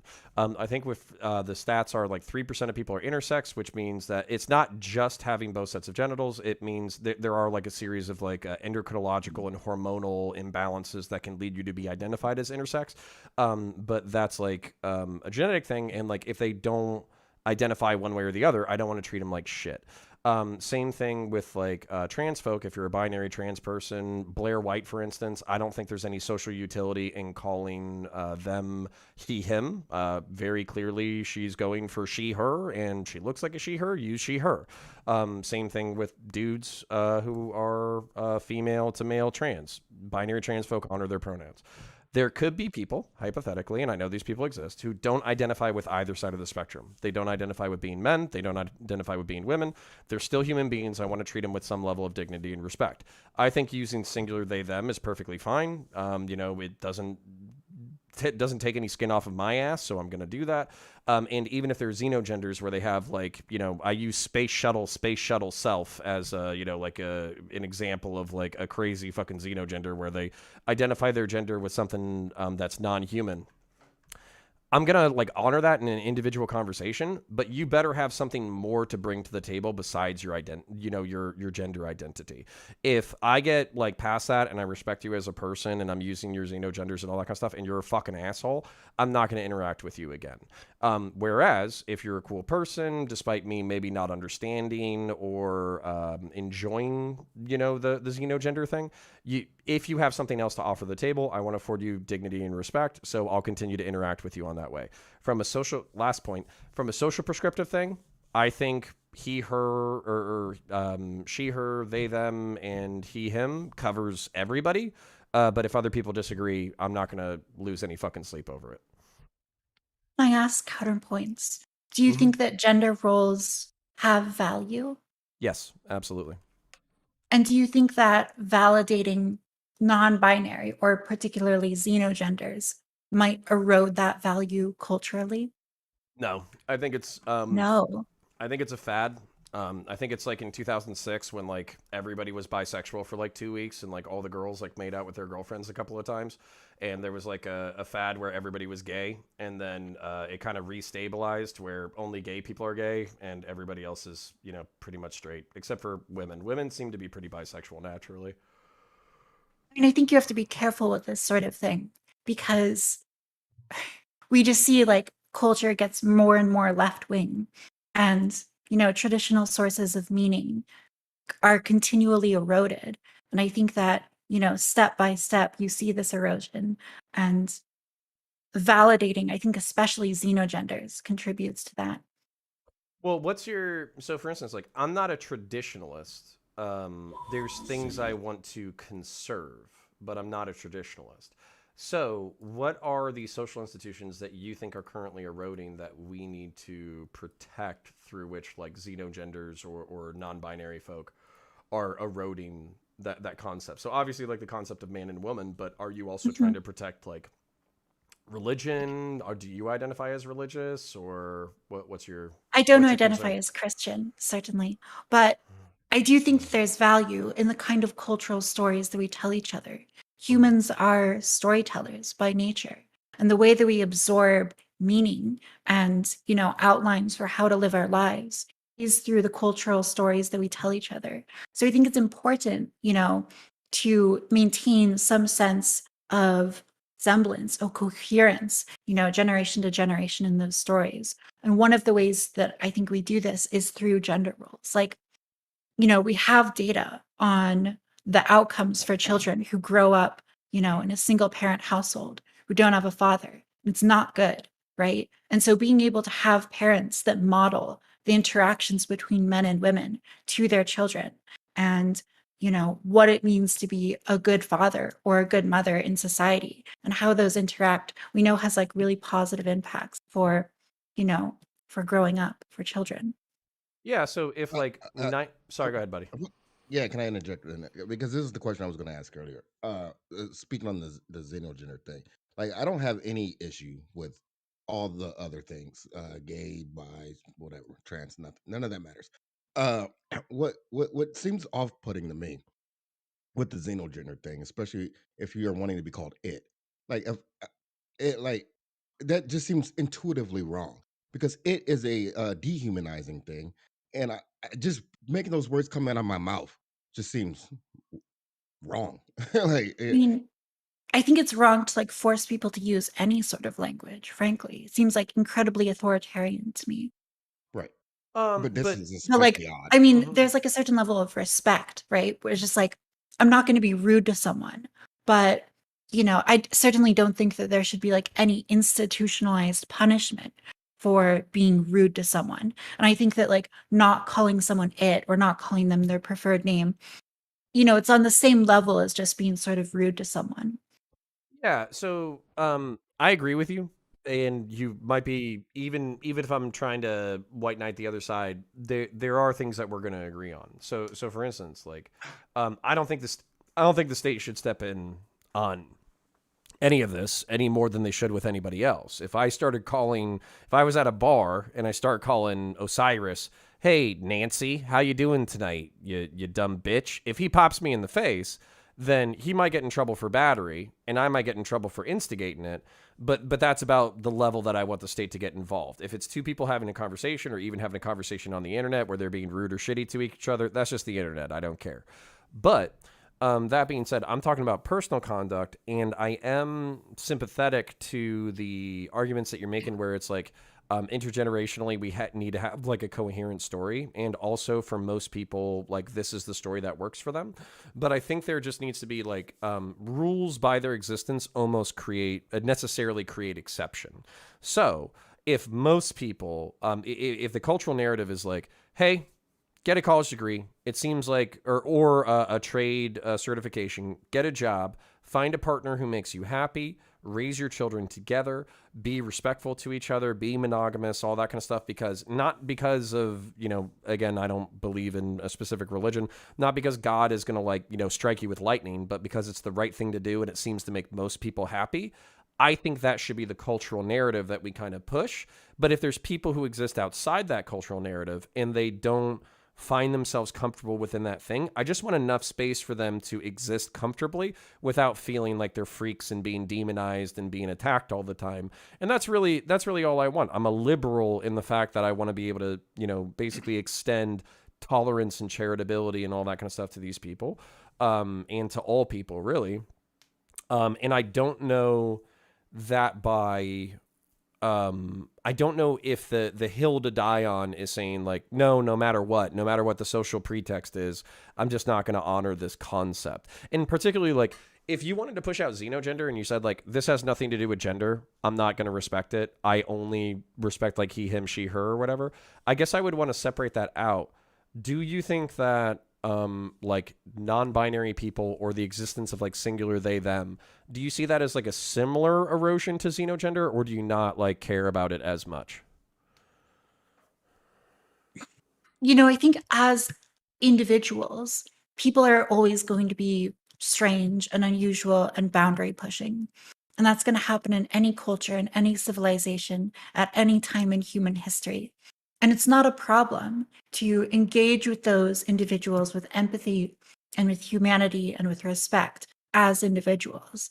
I think the problem is that when you have large social institutions like the state or like some small group of elite intellectuals or tech companies or whatever, the movers and shakers of society, when those organizations align behind a dogma that demands culture change their views on gender or accept or play along with, a specific cultural narrative, I think that's when it becomes problematic. And so, in a culture where, frankly, non-binary type people are going to exist, right? Transsexual people are going to exist, gay people are going to exist, right? And I think that it's good to treat these people with respect and dignity. In fact, not just good, but it's necessary to do so. The only problem comes when, you know, that respect and dignity is transcendent into, you know, a cultural dogma that then erodes certain values. Yeah, I actually, so we don't keep talking past each other. I think to a certain extent, we agree because you basically said on an individual level, you know, you want to extend the respect and dignity to these folks and even think it's socially necessary, but you are concerned about preserving some level of cultural narrative and cohesion going forward that is rooted in the past and history and culture. I have all these same concerns. So I kind of, I come from like the Jordan Peterson school of thought. I was raised Christian. I think I have a lot of values that came from Christianity that I think are important. Telling the truth, being reciprocal in your relationships, extending charitability to people even when they don't extend you charitability. I think of these as things that were rooted in my Christian upbringing that I think are important to pass on to the next generation. And when I see people online cannibalizing the fuck out of each other, I actually sometimes ask myself, it's like, would these people be better off if they were more aware of the mythology and stories of our predecessors, and if they weren't so like anti-theistic and hostile to our traditions? I wonder that all the time. So we might actually be aligned. The answer is probably yes. Like if you look at like studies on the mental well-being of conservatives versus progressives, like conservatives come out ahead. So perhaps there's some indication that, yeah, there is like a real tangible benefit you adhering to these cultural stories. I mean, they're institutions that have existed across civilization and across time for most of human history. So it seems like if they were totally disadvantageous, they would have been, you know, outcompeted by better ideas. So that actually brings us into an interesting question. So for instance, like I think the reason why Christianity isn't as prevalent as it was maybe 50 years ago or 100 years ago is because of what I'm not trying to be rude to anybody's individual beliefs, but basically the elements that seem like mythology, you know, divine resurrection, divine intervention, miracles, all that kind of stuff, that kind of the tangible things that we can't deal with. So while like the thematic or moral lessons learned from religion are still probably as important as they always were, biblical literalism seems to be dying. And so my question is, what do you do with that? Do you turn around to your society and say like, hey, you still need to go to church every week because you need to learn these moral lessons, even though it's not literally true? Do you start teaching those moral lessons in school? How do you preserve the necessary virtues and like civic virtues that I think and you think are important to create a healthy, happy society, when religion used to do that in the past, and it doesn't seem like there's any institution in the present that's stepping up to do that? Yeah, I mean, I think you make a good point about the mythology of Christianity. But I think it's broader than that. Mythology has historically dominated, you know, the human approach to politics forever, even when it's not Christian. Like, I'm thinking about this letter that Dante writes, you know, of Dante's Inferno. And he writes it to what he then believes to be the proper successor of the Roman Empire. And he basically says, like, I need you to come to Florence and, you know, take back the city because it'd be great and it's divinely inspired and necessary and so on. And he creates this whole mythology based on religious parable and, you know, kind of esoteric, loosely defined logic about why this should happen. And really what he's doing is he's mythologizing what he practically wants, which is his political party to then, you know, reinstate control of the city. And that mythology, you know, is, we no longer have a Christian mythology in our political project. But I do think we have a new kind of mythology, a new doctrine, and it's, you know, the doctrine of progressivism or liberalism. And it requires, just like Christianity, the acceptance of certain things that I think are just, you know, fundamentally we know not to be true, but are as dogmatic as anything else. And we can evaluate, you know, the better or worse off of, you know, adopting different mythologies. But I think the mythologies are always going to be there.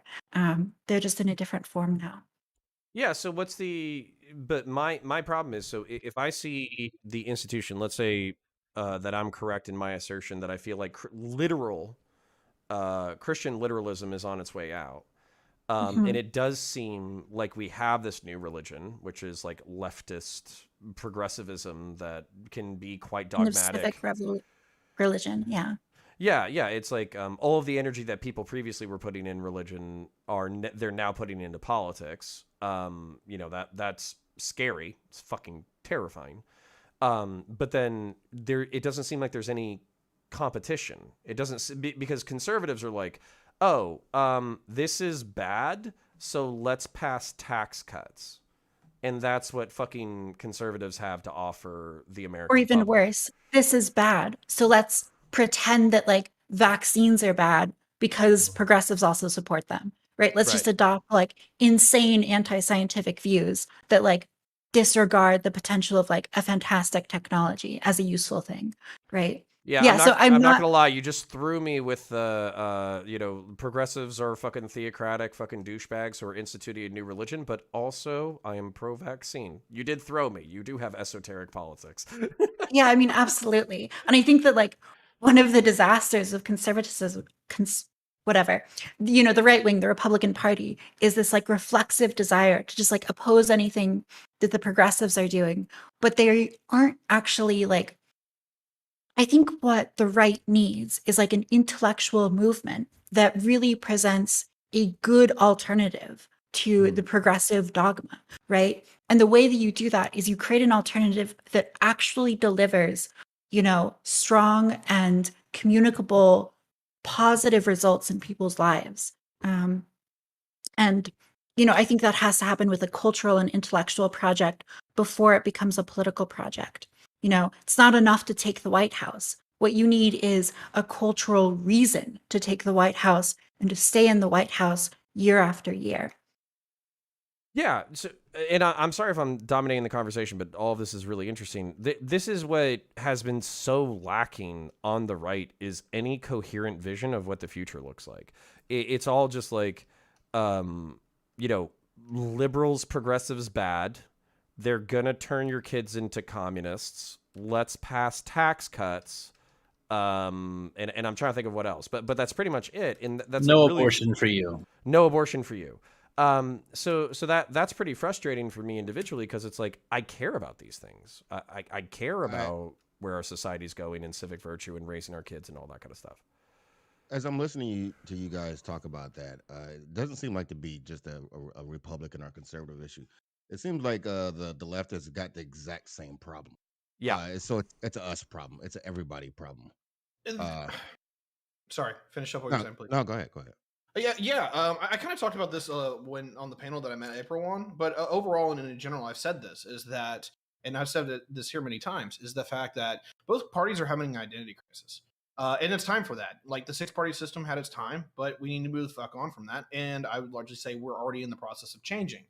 The problem is twofold. Number one is that there's basically an old Republican Party and there's a new Democratic Party, on top of the fact that there's an old Republican Party and a new one. Say Democrat, Republican. Okay, anyway, sorry. I'm losing my mind today. Long story short, we're seeing the coalitions reform. We're seeing people move around because things changed. Big business is no longer a conservative thing. It's now become a liberal institution. So big business isn't going to be there for the Republican Party anymore. When it comes to the actual voters themselves, you don't find liberals in working class positions. You find them in white-collar jobs. The biggest commonality of the Democratic Party voter base is that they have a college degree, which means that labor is now a conservative. Oof. Oh, okay. Yeah. What happens?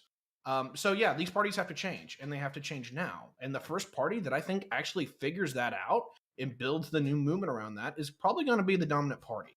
I'll put it this regard, because I've talked about this as many times, is that the Republicans seem to have the better like percentage numbers as far as who they can actually reach out to in that kind of environment. But I mean, if they're just going to crash it with the likes of people like Donald Trump or Tom Cotton or Florida governor, forget what the DeSantis. fuck his name is. DeSantis. Yeah, future president of the United States, DeSantis. Kill me now. Yeah, if this is what the Republicans are going to lead with, even if they have some like more reformative ideas for the party, which Trump definitely did, they're fucked. Like it's not going anywhere.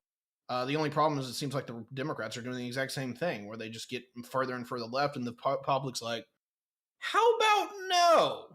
and we just trade every 2 years in the House and every 4 years in the presidency. Like, this shit's not going anywhere. But so my question though is kind of what we were hitting on is a crisis of meaning. Like that's like what we were really hitting on. So we can say that electoral politics is capitalizing on this crisis of meaning, and I think that's accurate. But the real problem is, like, if you're not religious, if you don't believe in a personal God, if you spend your time, kind of in like hedonistic nihilism, then you're going to be a miserable bastard. And that's how most people spend their lives, because nobody's telling them how to live. And our society basically says, do what you want. That's what American society, that's what American pop culture says anyways, is do what you want. So conservative voices feel quieter and quieter and no longer have the mandate of God. So how do, I'm happy that there's some people who are like, hey, since we don't have the mandate of God, why don't we just use like stats and psychology and history and tradition to show that this is the right vision for the future of the country? But is that enough to slap conservatism on with like kind of like a evolutionary psychology fucking, justification and then call it a day? Is that enough? Or, are we fucked? Here's the problem, Connor, is that the aesthetic life, the life of pleasures, the life like promoted by hedonism and liberalism and progressivism is not bad. It's not suffering, right? To live year after year working, so you can go, see the latest Marvel movie or buy the latest Funko Pops. There is like a certain comfort. My Funko Pops. But the problem is not like suffering. The problem is apathy. And I think that like with modern progressivism, we're careening not towards a future of great suffering, but towards apathy. And apathy is worse because it lulls you into a sense of complacency, right? Suffering demands action. It demands you change something. And so I think the window for like making a meaningful change, is not going to be there forever. Because if there's like, if the liberal project is realized, ultimately, I don't think it's going to be a hellish society. And perhaps that's, worse for the moral and intellectual development of mankind. Well, I got a question. Were you memeing earlier when you said that you were posting sexy pics, or were you being serious? Like, I'm serious. Okay. Yeah. So it's interesting, kind of where we're talking about like this crisis of meaning and how do we define ourselves and all that kind of stuff. And I think you're right that when you're young and you're in the midst of looking at sexy ladies on the internet, and smoking marijuana and drinking alcohol and hanging out with friends and playing video games, it's not bad. Like, as a matter of fact, like most of us look back at, or at least I look back at when I was like 19 or 20, and I don't have any problems with it. What I have problems with is the fact that it doesn't last. It's a fleeting pleasure. You get older, your body starts to hurt. You're not as sexy as you once were. The sexy ladies on the internet aren't as interested in you as they used to be. And so you kind of have to redefine yourself on what's important, because what's important is not all that crap that just entertained you when you were young. It's relationships and tradition and meaning and purpose and engaging with your community and all that kind of crap. And it's hard because I feel like as a society, we've kind of encouraged culturally perpetual adolescence. You look at our celebrities, you look at our politicians, they're fucking 60-year-old children.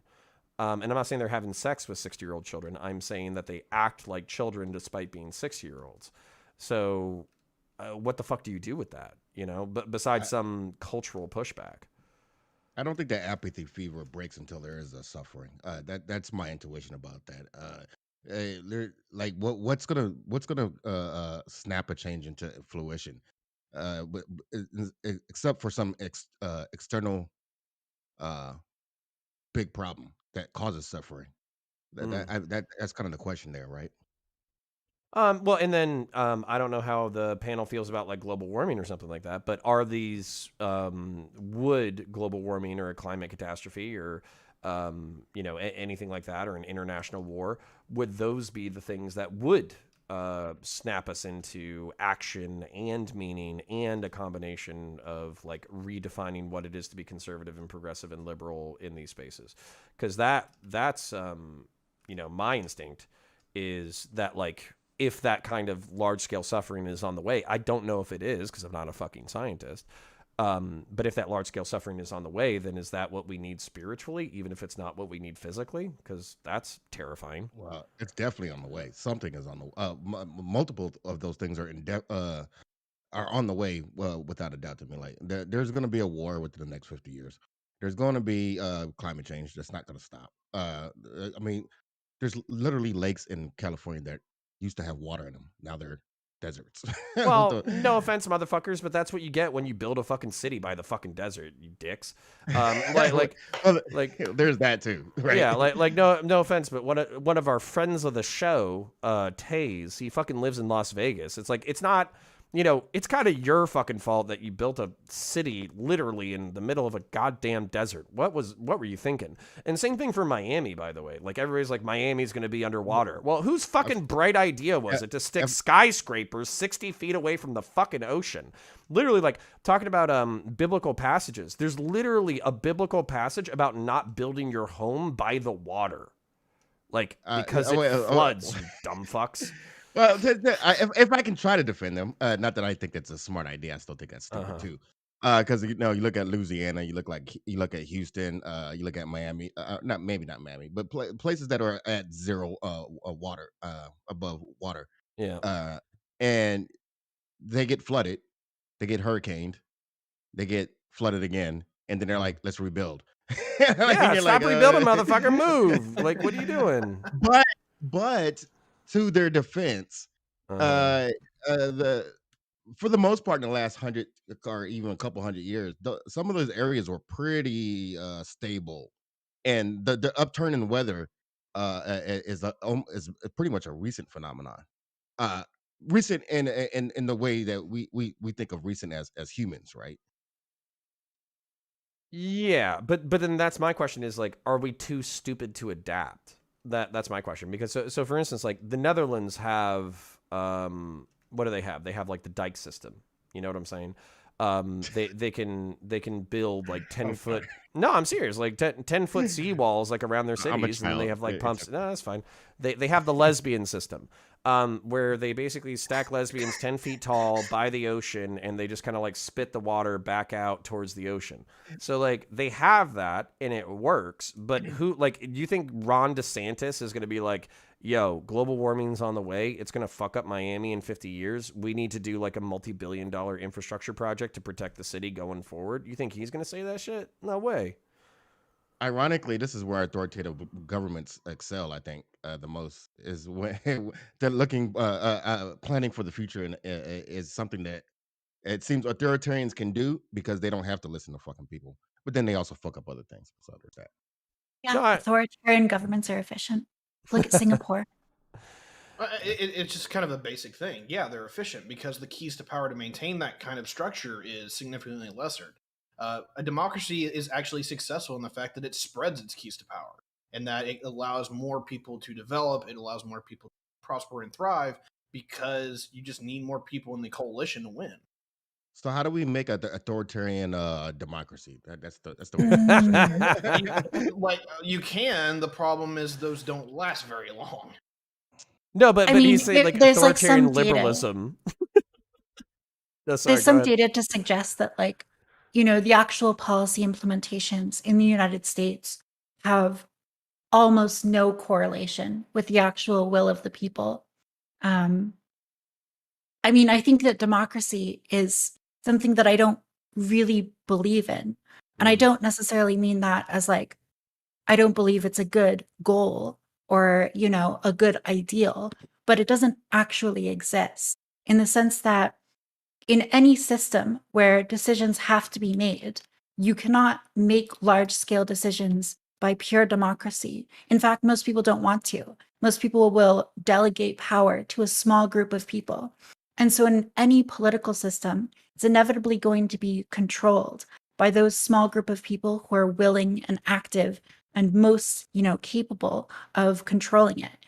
And in fact, that's the only way a political system can operate, because we see like the DSA meetings and they're just chaos.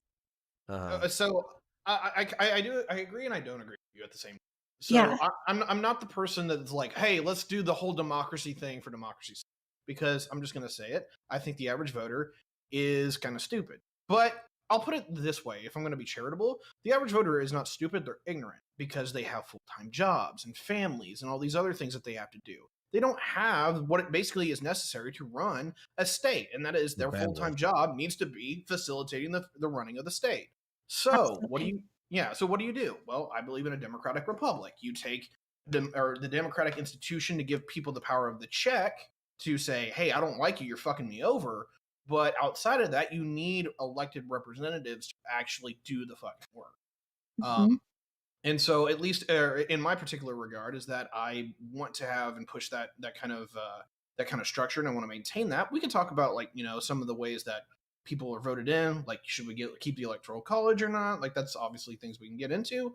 But overall, the other dynamic that people want to go into is that they just have a terrible expectation for what democracy is. Like they want to turn it in the entire decision-making process. And I mean, hi California, that's working out real fucking well for you, ain't it? No, just have the voters have a check. Don't give them the actual power. That's going to be a disaster.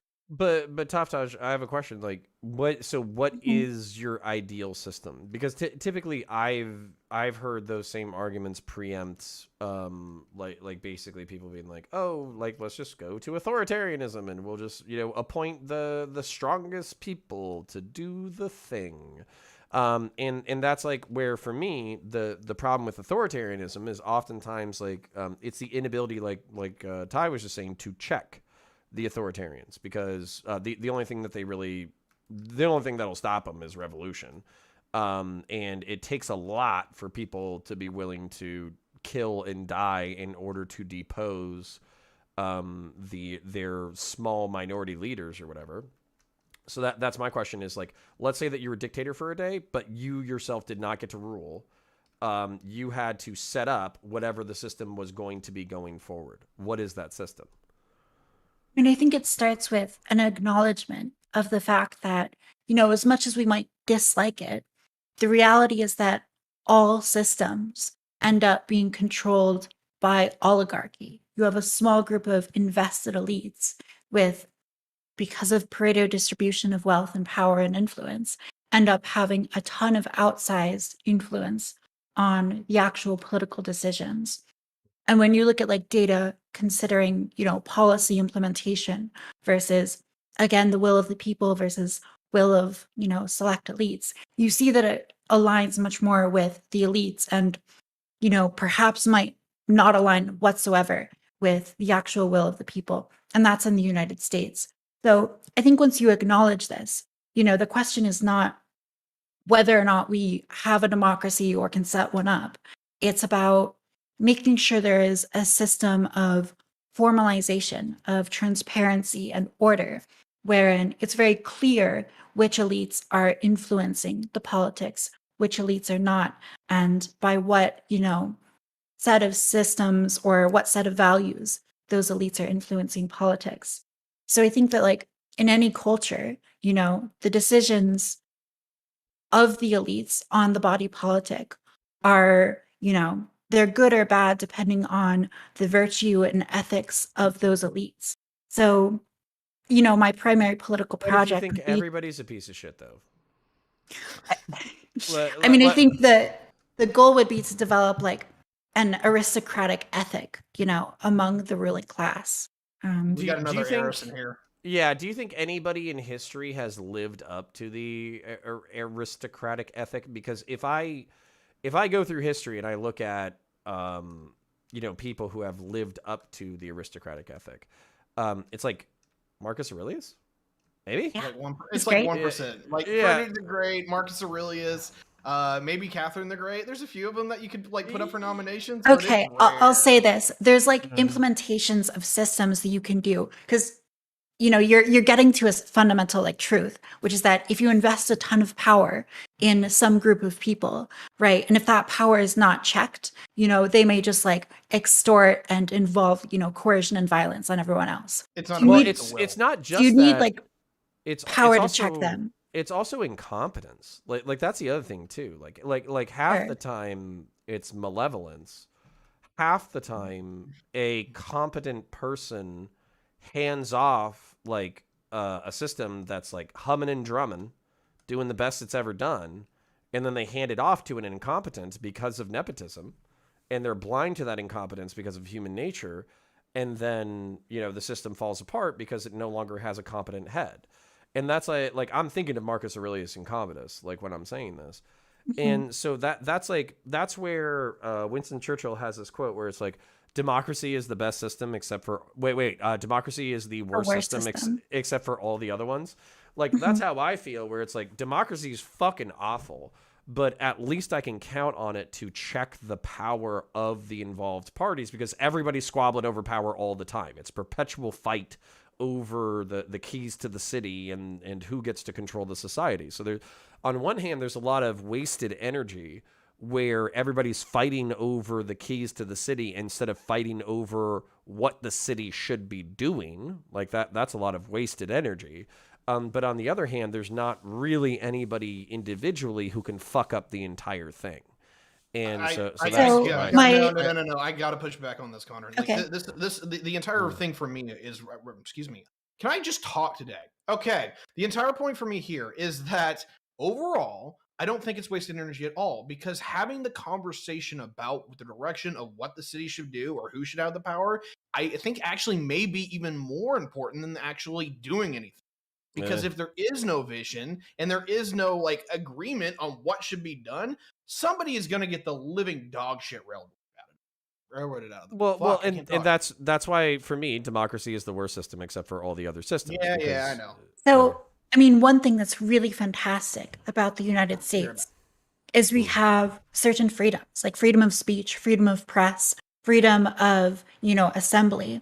And we also have political institutions which are relatively, compared to much of human history or to, particularly authoritarian regimes, they're transparent. The average person can look into them, or journalists can investigate them.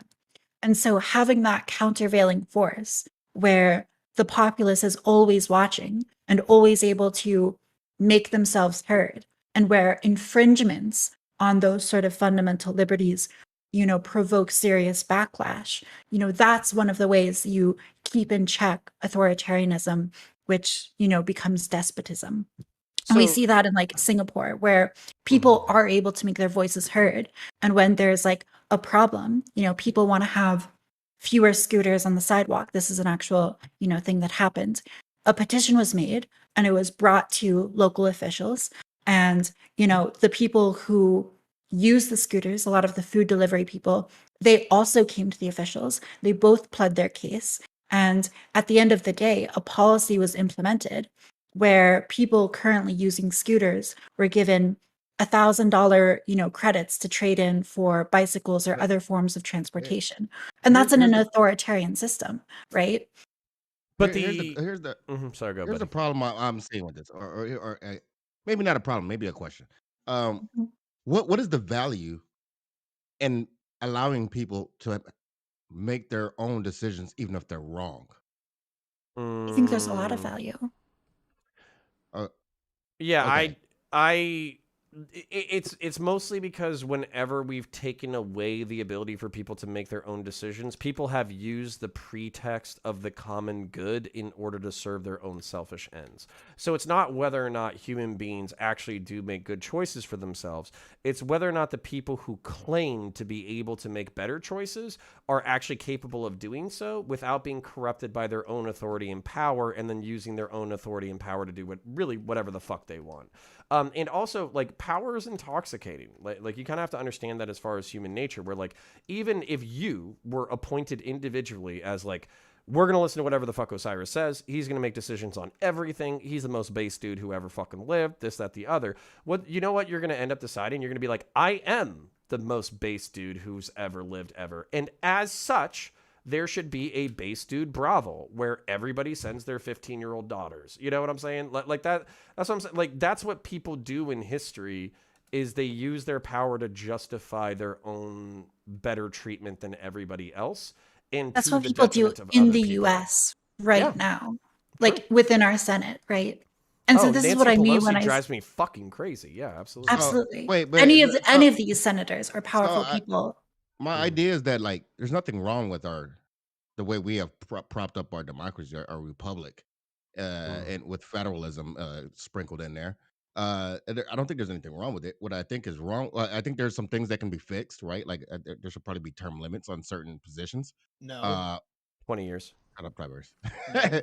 There should probably be term limits. We can, we could tweak a few things, and I think we still have the best shittiest politics there can be.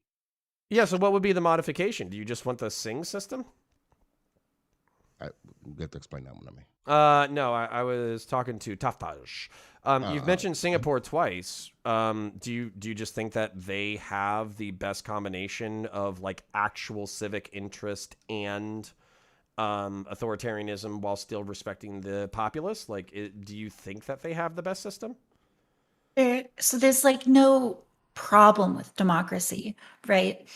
I think the problem is, there's no problem with democracy. The problem is instead with the sort of like fantasy that, the people are really what's driving the show here. And I don't think that's the case, right? The case is that like there's an oligarchic system where a set of ruling elites are running the show. And so what needs to happen is there needs to be transparency in that, right? We need to be able to tell where politicians are getting donations from. We need to be able to have a lot of insight into the formal connections between elites. And once we have that insight, that's what allows people to like better hold their politicians accountable, right? So I think it's not necessarily like a democratic election system versus like an authoritarian system. I think it's a matter of formalism and clear rules of procedure and political influence versus but lack as, of it. as an example, this is something that I would think would help clear that up. So it's not. I'm not saying it's going to get passed in the United States anytime soon, but it's something that I would like to see.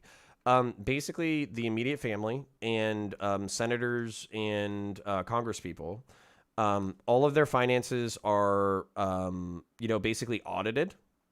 Like every fucking 4 years, basically. And they're like, if they're so you bar them, they take whatever wealth they have, they put it in a public trust, it's traded on the stock market, not with individual stocks, but with whatever, that way it doesn't have the capacity to be insider traded. And then at that point, you basically audit their finances, you double or triple their salaries, and if they're found to be making any money besides like their investments and their salary, then they go to fucking jail for like 30 years. And then that way you kind of undo the influence of other people bribing these people. And then also you have that like public accountability where they are public servants because there's no option besides being a public servant. Yeah, I think it's an interesting idea. And I think you are thinking like very critically about how we create the right incentives. I would look at like most corporations, right? Pretty much everything that exists in life that is good and that works is made by a highly hierarchical, authoritarian system, which is like the corporate autocracy, right? Your car, your toaster, your keyboard, your desk, everything. It's made by a system that has a CEO and a board of directors and a managerial system, right? That's true of like almost everything. And the CEO does not want to tank his company, right? And, the corporate executives don't want to tank the company because their incentives are like fundamentally aligned. The politicians of Singapore don't want to tank Singapore because they know that ultimately like more money in the country, right? More people that are successful, it's going to keep them, afloat, keep them in their positions and so on. And so I think you're right. Like an autocratic system can work, but the incentives need to be there for it to work, one. And two, they need to be like transparent to people. I feel like you're a fucking monarchist. Like, it's like, and I'm not trying to be rude about that, but it's like, for me, the reason why I would want to maintain the system, true or not, is because we can, opaque or not, is because I feel like our elites do get transitioned out. And basically what I think is like wealth typically stays within a family for like 3 generations. I think that's the average. So even if you're talking about like our multi-billionaires or whatever, their families will lose their money after a certain amount of time, except for the really fucking smart ones. And then when you're talking about the people who take money, I think that's my main problem is the people who take money. And I can make a just world fallacy argument where I say like, well, these people are taking corporate dollars and they're investing in corporate interests. Well, corporations tend to be the most economically efficient institutions that we have. As a result of that, the economy does well. And as a result of that, people do well. So realistically, our nepotistic fucking circle jerking elites are actually doing a good job, all things considered, because while they're individually profiting themselves, they are making the economy boom as much as possible. But my problem with that is that we have externalities that we can't really contend with, like global warming, like war, like water supply, like Miami being in the ocean in the next 500 years or some shit like that. So it seems like our elites, unless there's a crisis immediately in front of their face with the people screaming and pointing a finger in their face, they're incapable of communicating vision, gaining consensus, and executing vision. So that's where, for me, it's like, I don't know that we gain that much by saying like, okay, you can be autocratic, but we'll just like have a public referendum thing, because I still see all the potential for abuse that we've had with previous autocratic systems. I don't know. I have a question there, because all the things you just named there, you rattled off, are distant future things. Mm-hmm. What country or what political system, or if any, are actually addressing these issues in an effective manner at all? China. They're the only and I'm not saying that they address it well, because for instance, like, they're burning more fucking coal than we are. But what they do is they communicate 5-year plans. They literally say like, hey, in 5 years, this is where we want to be. Hey, in 15 years, this is where we want to be. And then as a result of that communication, the populace knows what to look for from an accountability standpoint of what they want their leaders to do, because they're communicating in a coherent vision that everybody seems to be approximately on board with. I wouldn't want the autocratic or authoritarian government of China in order to get that, because I think you could get the same thing just by saying like, hey, Democrats and Republicans, we're going to sit down for this month out of the year and we're going to say, hey, here's all the things we viscerally disagree on that we're not going to agree on, so fuck it. But here's all the things that we do agree on that we think is the future vision of the country. And even just by saying future vision of the country, I think that changes the cultural narrative from one of like political antagonism to we're all in this shit together. So even if we despise each other, we have to have a vision for our kids and the future of the country. So just by saying like, hey, we're going to implement this one idea, could change the cultural narrative. The question is whether or not millennials, because let's face it, boomers are dying. The question is whether or not millennials have the balls to change the way the system works actually, or if we're just going to inherit the system that the boomers give us and perpetuate it into the future. I think you're a little doomer. I think a lot of people are doomer on the millennials. I think the millennials will, for better or worse, affect their change as they see fit. Like even I'm sure that the people previous to the boomers were like, these boomers are dumb fucks until they, until the world wars. No, they were the greatest generation. They survived the Depression and they kicked Nazis' ass. We should all get down on our knees and blow the greatest generation. Well, and I actually agree with that. Somebody had to make that happen, right? Like, hopefully we don't have World War III for the millennials to be good again. I mean, we'll see. We'll see. Let me split some hairs. Part of this is like Strauss and Howe's fourth turning stuff, where the millennials are literally supposed to be the next great generation, just out of the fact that they have to be. Think about how everything's kind of like coming apart. Thank you, boomers, but the boomers fulfilled their job, and now it's the millennials' turn to fill theirs. Hard times and strong men, something like that, right? Well, that's the meme version of it, but unironically, but yes. there is like a real theory here. Long story short, at least though I want to address, is that like look at the social ethics that millennials have versus the boomers. The boomers are very individualistic and they're very much a now me kind of folks. Don't get me wrong, millennials have some issues, but they have a very high acumen for social responsibility. Whether they're right wingers or left wingers, they're far more communitarian than the boomers by a country mile. Well, and can I say that's one of my frustration when I look at like TPUSA, conservatarians or fucking corporate Republicans, and even the conversation that I had tonight where Sitch&Adam, who are known centrists, like disaffected liberals, they're talking in an individualist framework because they're still using like a liberal libertarian framework, whereas me, it's like that shit needs to die. Like not that using individualism as a lens is bad, but it shouldn't be your like end all be all moral compass. You should be calculating the individual in concert with the community and the community in concert with the individual. This is actually something that I think like, fascists, they talk about like political corporatism. I think they have this absolutely correct where it's not the individual or the collective. It's both in concert. And so that's my frustration with conservatarians and liberals is their inability to think past the individual. I think individual rights are important, but it's not everything. You got half the problem that I have in the regards that I absolutely agree with you on libertarians in that regard. Is that they seem to get half the picture in the regards that they are focused on the individual, and I think that's actually important. But they think the individual is the be all end all, and they almost have no respect for institutions. And I have the exact opposite problem with the fascists. They care too much about, and communists, they care way too much about the institution and not the like any kind of right for the individual. I think there's a balance here.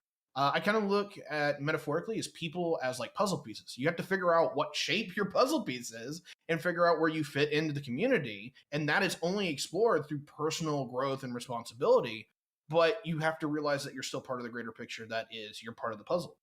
And like that's kind of the issue here is that everyone seems to only focus on one side of that conversation, and it just come on, we're smarter than this, aren't we? No, we're not smarter than this. God damn it. We like to think we are. Yeah. Hi, but we're Sam. not.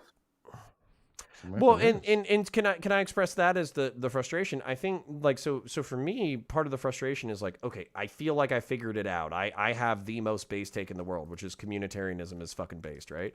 And everybody else is a dumb fuck, and they're all like individualists and this, that, the other.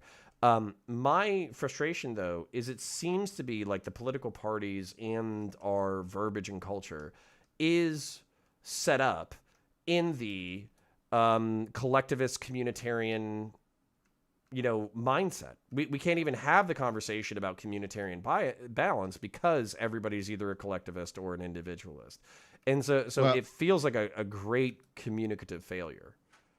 Well, Congress, CDC, FDA, and name any other three-letter organizations, they don't have the widespread respect of the general public. Also, I mean, how much do you think that plays into the fact that we don't respect our institutions? We don't even respect our universities. We don't respect anything anymore, on the right or the left. It seems. But like. Should we? Well, we have to. I'll disagree with this in the regards that I don't think it's not that institutions aren't respected. It's certain institutions are respected by certain people. So the left tends to really respect academia. And I'm not going to say that isn't without merit. Like, they don't respect the police at all, while right-wingers do. Wow, I can't get my R's today.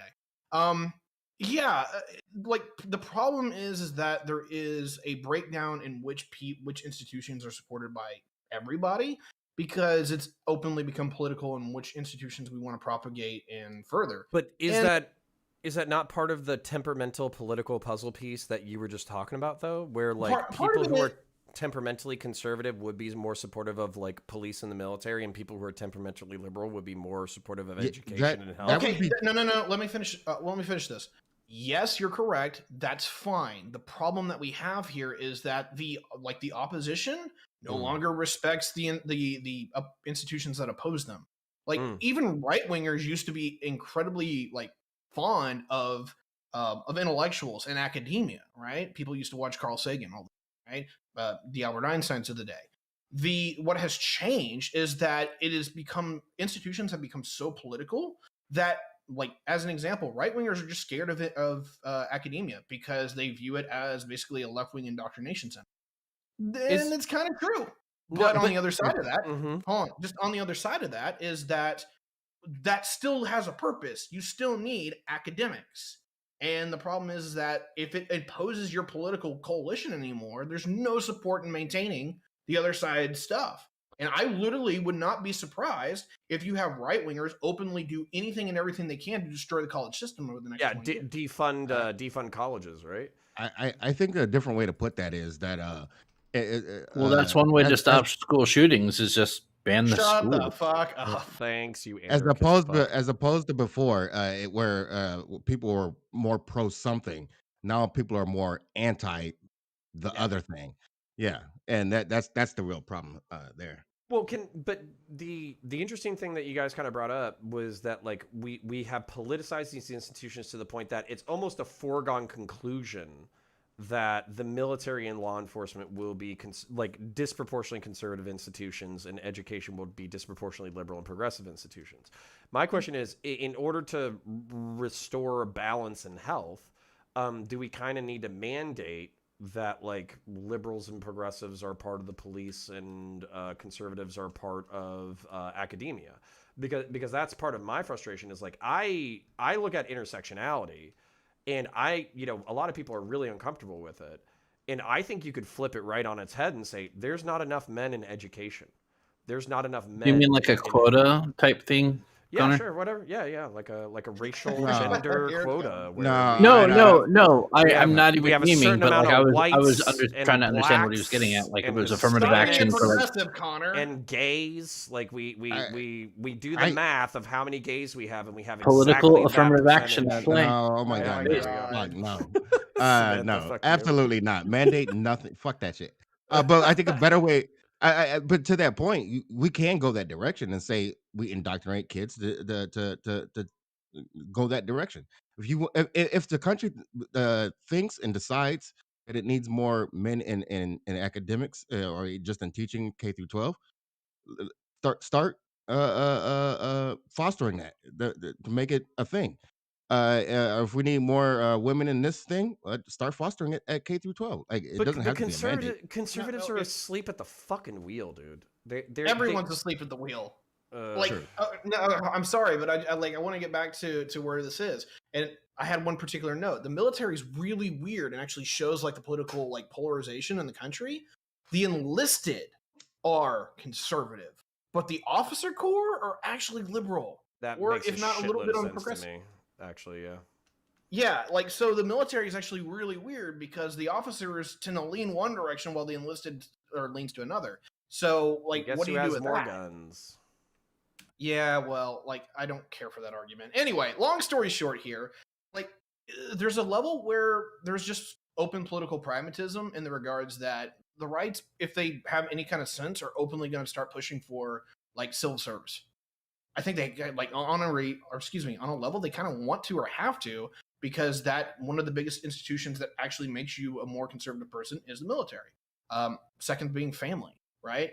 So like it makes sense for them to do that. And then on the other side, I do respect the academics, but call me politically partisan if you want to. I do want to take a hammer to academia because I like liberal academics. I hate progressive academics because I don't think they honor academic doctrine at all. They're anti-scientific. They will put their narrative before the horse, and we're just off of the races.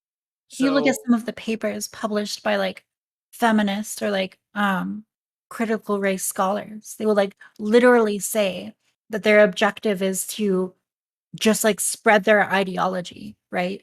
And like the praxis of their belief system is to work their way into different academic institutions and just make more of their, more followers, which is, I mean, that's insane. It's like the most blatant form of, kind of politicalization of education as an institution. You're 100% correct there, but the conservatives have just disengaged with academics, so there's no opposition there, which is why the car is going off the road.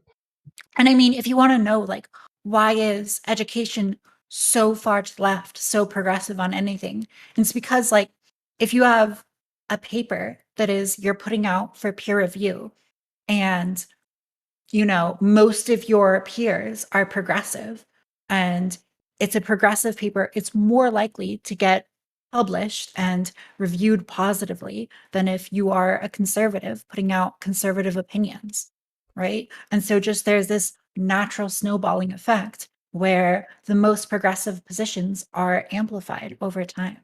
Yeah, but this is where adults need to stand up and tell people to shut the fuck up. Because so for instance, like, I'm okay with certain aspects of intersectionality, basically saying like, hey, LeBron James might be like a multimillionaire, but because he's black, if somebody says the N-word to him, that's going to upset him more than if somebody calls me honky or cracker, right? Like, it's still fucked up. It's still racist to do either one of them, but because of like historical systemic analysis, blah, blah, blah, blah, blah, blah, blah, this is just true.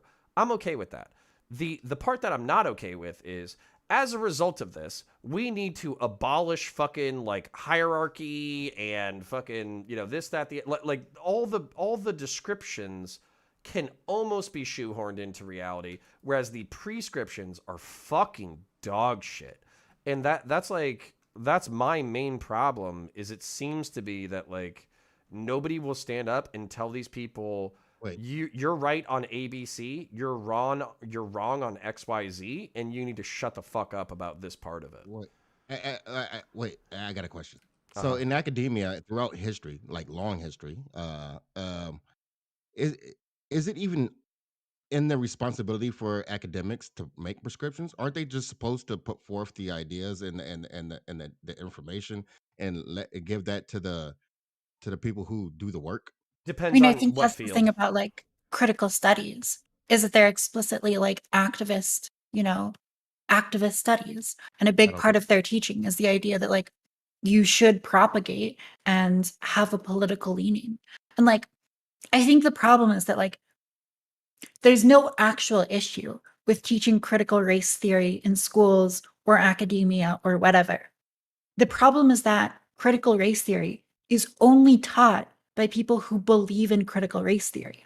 So it's not like, you know, any other political ideology where it's taught by someone who is a neutral observer and they're going to, you know, neutrally debate whether or not it's good or bad. You can teach any political ideology, and as long as it's debated, awesome. That's great. That's what you want. You want people to discuss these ideas. The problem is that you have an academic who knows about the subject far more than a college student. They're teaching it to people. And if there's a student who disagrees, they're going to be, you know, intellectually eviscerated by a professor who's much more well-read in the topic and who actively believes in it. Yeah, but that's like, I'm trying to think of how to phrase this. Like, that's where people have to get better at pushing back. And I'll acknowledge all the social pressures. Being a student whose grade is reliant upon you understanding a certain curricula is frustrating. So for instance, like I took a few art classes, and one of the art things that was done was, why is equity important?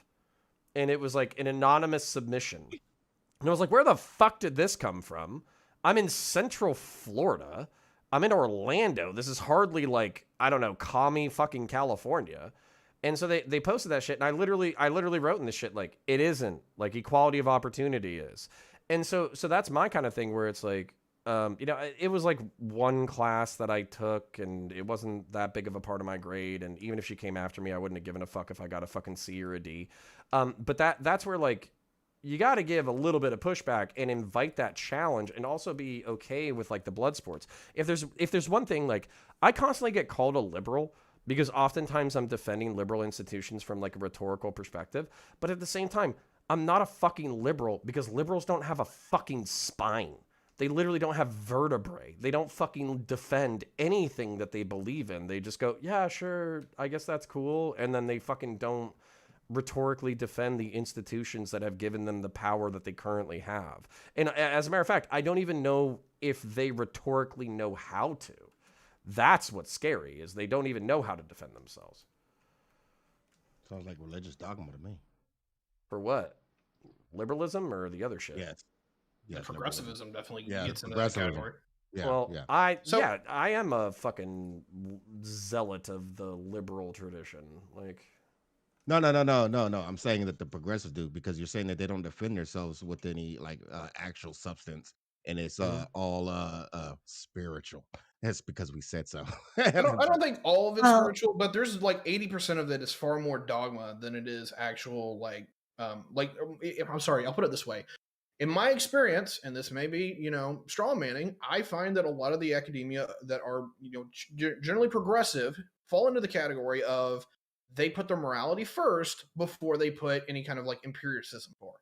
And there's a level where I can respect that. Being more of a right winger, I respect intuitive arguments, but that's just really hard for me to get on board with them because their morality is fucking dog shit. On the other side that I wanted to add on to is that conservatives kind of made their own boat with it. And this is something I've been cooking off on all week, and we can use this as like the final topic when we get there. You can't be, we're scared of government, we don't like government, and then get out of education and then wonder why all the teachers are teaching your kids crazy, horrible shit. Like, conservatives, you kind of brought this on yourselves, guys. You really did. Is it too late? Are we just fucked? Like, no. You any battle can be re-won more often than not, particularly in politics, right? And like, I honestly don't think teachers are incredibly happy right now. They're underpaid, they're understaffed, all this kind of shit. And here's the reality, and I'm going to maintain this over and over again. The left might have this great big coalition. They might have some institutions that we really don't like. But in reality, Republicans still know how to govern and get what they want for their coalition better. The problem is just they seem to like appeal to the worst part of the goddamn coalition. Can you imagine what would happen if we got, primary and secondary school teachers into the coalition? Like, not only would we have more conservative right-wing ethics being taught in schools, but also you're looking at millions of voters that are, labor in voters that actually wouldn't be opposed to us. Like, that's huge on both ends. It's incredibly growth oriented. It's incredibly constructive. And if you can actually get teachers where they're paid, and it was a Republican that got them there, yeah, I can see totally people flipping. Yeah. So, but then that's my question is, I feel besides this panel, I feel completely fucking alone in right-wing spaces when I'm like, hey, when I don't want to just say that money is a social construct and every time there's a fucking problem, I want the government to be involved fucking opening up its coffers. But I do think that like education and healthcare and a few other like social institutions that help support and promote social welfare are important in order to create a healthy society. And basically what I get is blank fucking stares because they've been so propagandized to thinking that any time that the government does anything, number one, it's bad. Number two, it's going to take money out of their fucking pocket. So like it kind of sucks because I do feel like I'm fighting by myself, this panel excluded. When I'm having these conversations, and I feel like, Taftaj, you were kind of bringing up like, we need to change the cultural landscape and how we communicate about these things or whatever. It's like, God damn it. Like how, because like I'm trying on my own, but right. Fuck me. It feels like an uphill battle.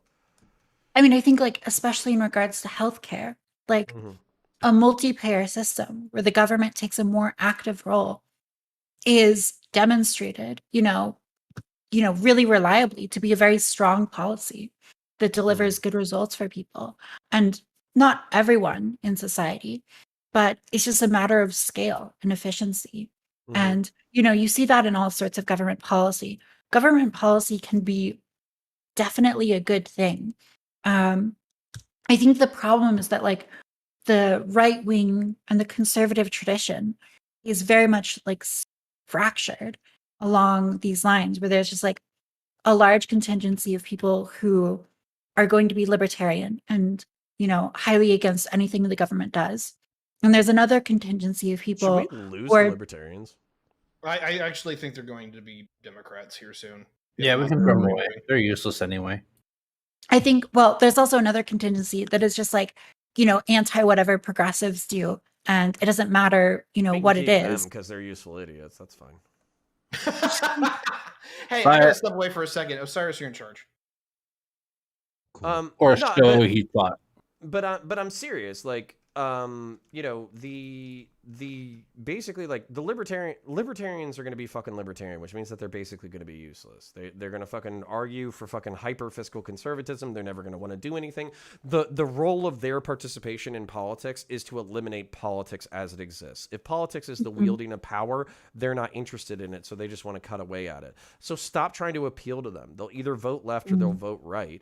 The people that we should be appealing to are the people who want a functional and healthy society, regardless of not whether or not they're temperamentally liberal or temperamentally conservative. It should be like, hey, we support these social institutions because we want a well-functioning society. We think that this is the way to go because this is how you create happy, healthy individuals and families, and this is how you propagate a society going forward. So, like, that's where, for me, it's like, fuck the libertarians, fuck the anarchists, and fuck the authoritarians, like the fucking, I don't know, fascists or fucking tankies or whatever. It just has to be the fucking people who want a society to function and propagate going forward, and appeal to them across the board with not being, I'm trying to think of the term, not being frivolous with money or political effort. But that would require politicians who actually gave a shit about the country that they were living in. I mean, I think the other part of it too is being able to seriously interrogate your own positions. Like, we started this discussion talking about gender roles, and I think we broadly agreed that like there is utility in gender roles, but there's also toxicity in gender roles, right? The expectation that men always be the protector, right? Or be like emotionally invulnerable so that they can be like a rock to cry on. That gets taken to this extreme where men are like not allowed to express or vocalize their emotions. And that's really negative, right? And so being able to recognize there's value in these traditions that we've had for a long time, while also being able to question them without reflexively deconstructing them or seeing all hierarchy or all difference between people as an inherent evil. I think that rational approach to culture is something that is maybe sorely needed. And it's hard to communicate, but I think that there needs to be, you know, a way forward that isn't just like reflexive or partisan. Can I want to speak to that, because basically one of my main problems is the reflexive nature of like right-wing culture war bullshit. Because it's not positing any kind of like social vision of a coherent society that can have gay, straight, bi, pan, fucking queer people all living together in some level of social harmony. What it has is antagonism between like existential threats to each other's existence. That's what it has. And so it's really frustrating to have that kind of conversation, because I don't view trans people as like existential threats to my society. I think they might have social promotions or concepts that I don't think should be purely inculcated at every level of society, but I don't view them as evil. They're just people. And so that's where like the conservative preoccupation with viewing everything as an existential crisis and a threat is bad. It's toxic. I mean, look at like. So real quick, I'm curious. So as you say that, how much of that do you think is the boomer generation narrating their way into stupidity, and then as we see millennials actually take real charge of the federal government and larger society, that changes, because it doesn't seem to me that younger conservatives are so concerned about being LGBT, et cetera, being a race or being something. That seems to be a generally a boomer thing. I hope you're right. But at the same time, there are like wildly popular right-wing factions that do make it as big of a deal as the boomer generation. And I think I think partially the reason why they're so passionate is because they don't seem to get a lot of representation or tolerance in mainstream society. So it could be like a fringe minority or something like that. But at the same time, like, that representation matters because these people are going to be a part of our society, and I don't want disenfranchised right-wingers feeling like they have to choke down on a bunch of culture bullshit that they can't tolerate, that they view their own society as evil. I don't think that's good either. You have to come up with a framework where they think that they live in a good society despite being able to tolerate the presence of people that they don't like. And that's otherwise hard. you end up with a bunch of like Endernecks and Nick Fuentes types. I'm kind of empathetic to this whole attack the white people thing. It's kind of stupid. I mean, wait, you are empathetic or not empathetic? I'm empathetic for white people who are being attacked, not empathetic toward. You know what the fuck I'm saying, right? Dude, I know. I didn't. I read it the opposite way. I was like, man, I am down for this white genocide shit. I'm gonna be pumping out kids. I'm gonna be calling everybody cracker. It's gonna be the best thing ever. Yeah, look, that's my what do you think I've been doing for the past couple of years? Damn. My prescription for everybody is everybody should fuck and get along. All right, let's have fun. Pretty much. I mean, one of the great things about America is like our ability to culturally integrate people. Like when you see immigrants who move to the United States, the ability of like American culture to take people with like perhaps very diverse viewpoints and integrate them politically and culturally, and have people who disagree a lot, ultimately feel like included. I mean, that's a fantastic mark in favor of not always the case. U.S. political system. I was going to tell you we have a lot of enclaves like San Francisco. We have like in the Bay Area, right? We have a lot of enclaves, right? And cities. There's a couple of towns by where I live where you're not going to see English. You will only see Spanish on all the signs. Everybody speaks Spanish. Everything's Spanish. All the food is Spanish. You're going to have enclaves like Little China, Little Japan, or Little Tokyo, or Japantown, or whatever they call it now. And I think you have to contextualize that and we have how to understand other countries are able to deal with it. Because like if you look at the integration of immigrants in American culture versus other cultures, for example, like China or Japan, these cultures are fundamentally like unable to take on the same amount of immigrants as the United States does, because in China it's a 95% ethnic Han majority, and they have a culture which they proudly proclaim goes back 5,000 years, and everyone is taught the same poems in school and made to understand the historical reasoning for why a specific character is shaped the way it is. That's something that like is enormously difficult to to make work with immigration. And so like the United States is not perfect and immigrants are not integrated perfectly. I would never pretend they are. There's never like I wasn't a perfect situation where there's a cultural. I wasn't trying to say that. I was trying to say like a majority of the fear from the right wing or the disdain for immigration from the right wing isn't coming from the people that do integrate. It's coming from the communities that still speak their languages, have their traditions, hold their like little towns, villages, barrios, whatever you want to call them, and stick to that. And that's where they don't like those. Samantha, those can I? Yeah, but real quick. So I also want to give Samantha's.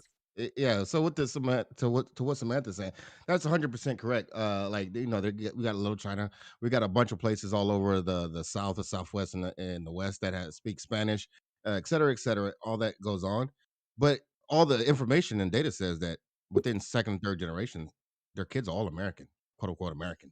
Right? Well, not just that, like Chinatowns, if you go to San Francisco and you look at like the gates that are constructed in Chinatowns, like that's an American construction. That's not something that exists in China. That's the product of immigrants who came to America and were interested in the freedom of enterprise culture that we had here.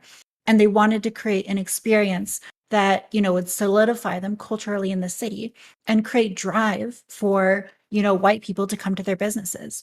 And so the creation of like these Chinatowns is as American as St. Patrick's Day, which is celebrated to a greater degree by Irish Americans than by the Irish themselves.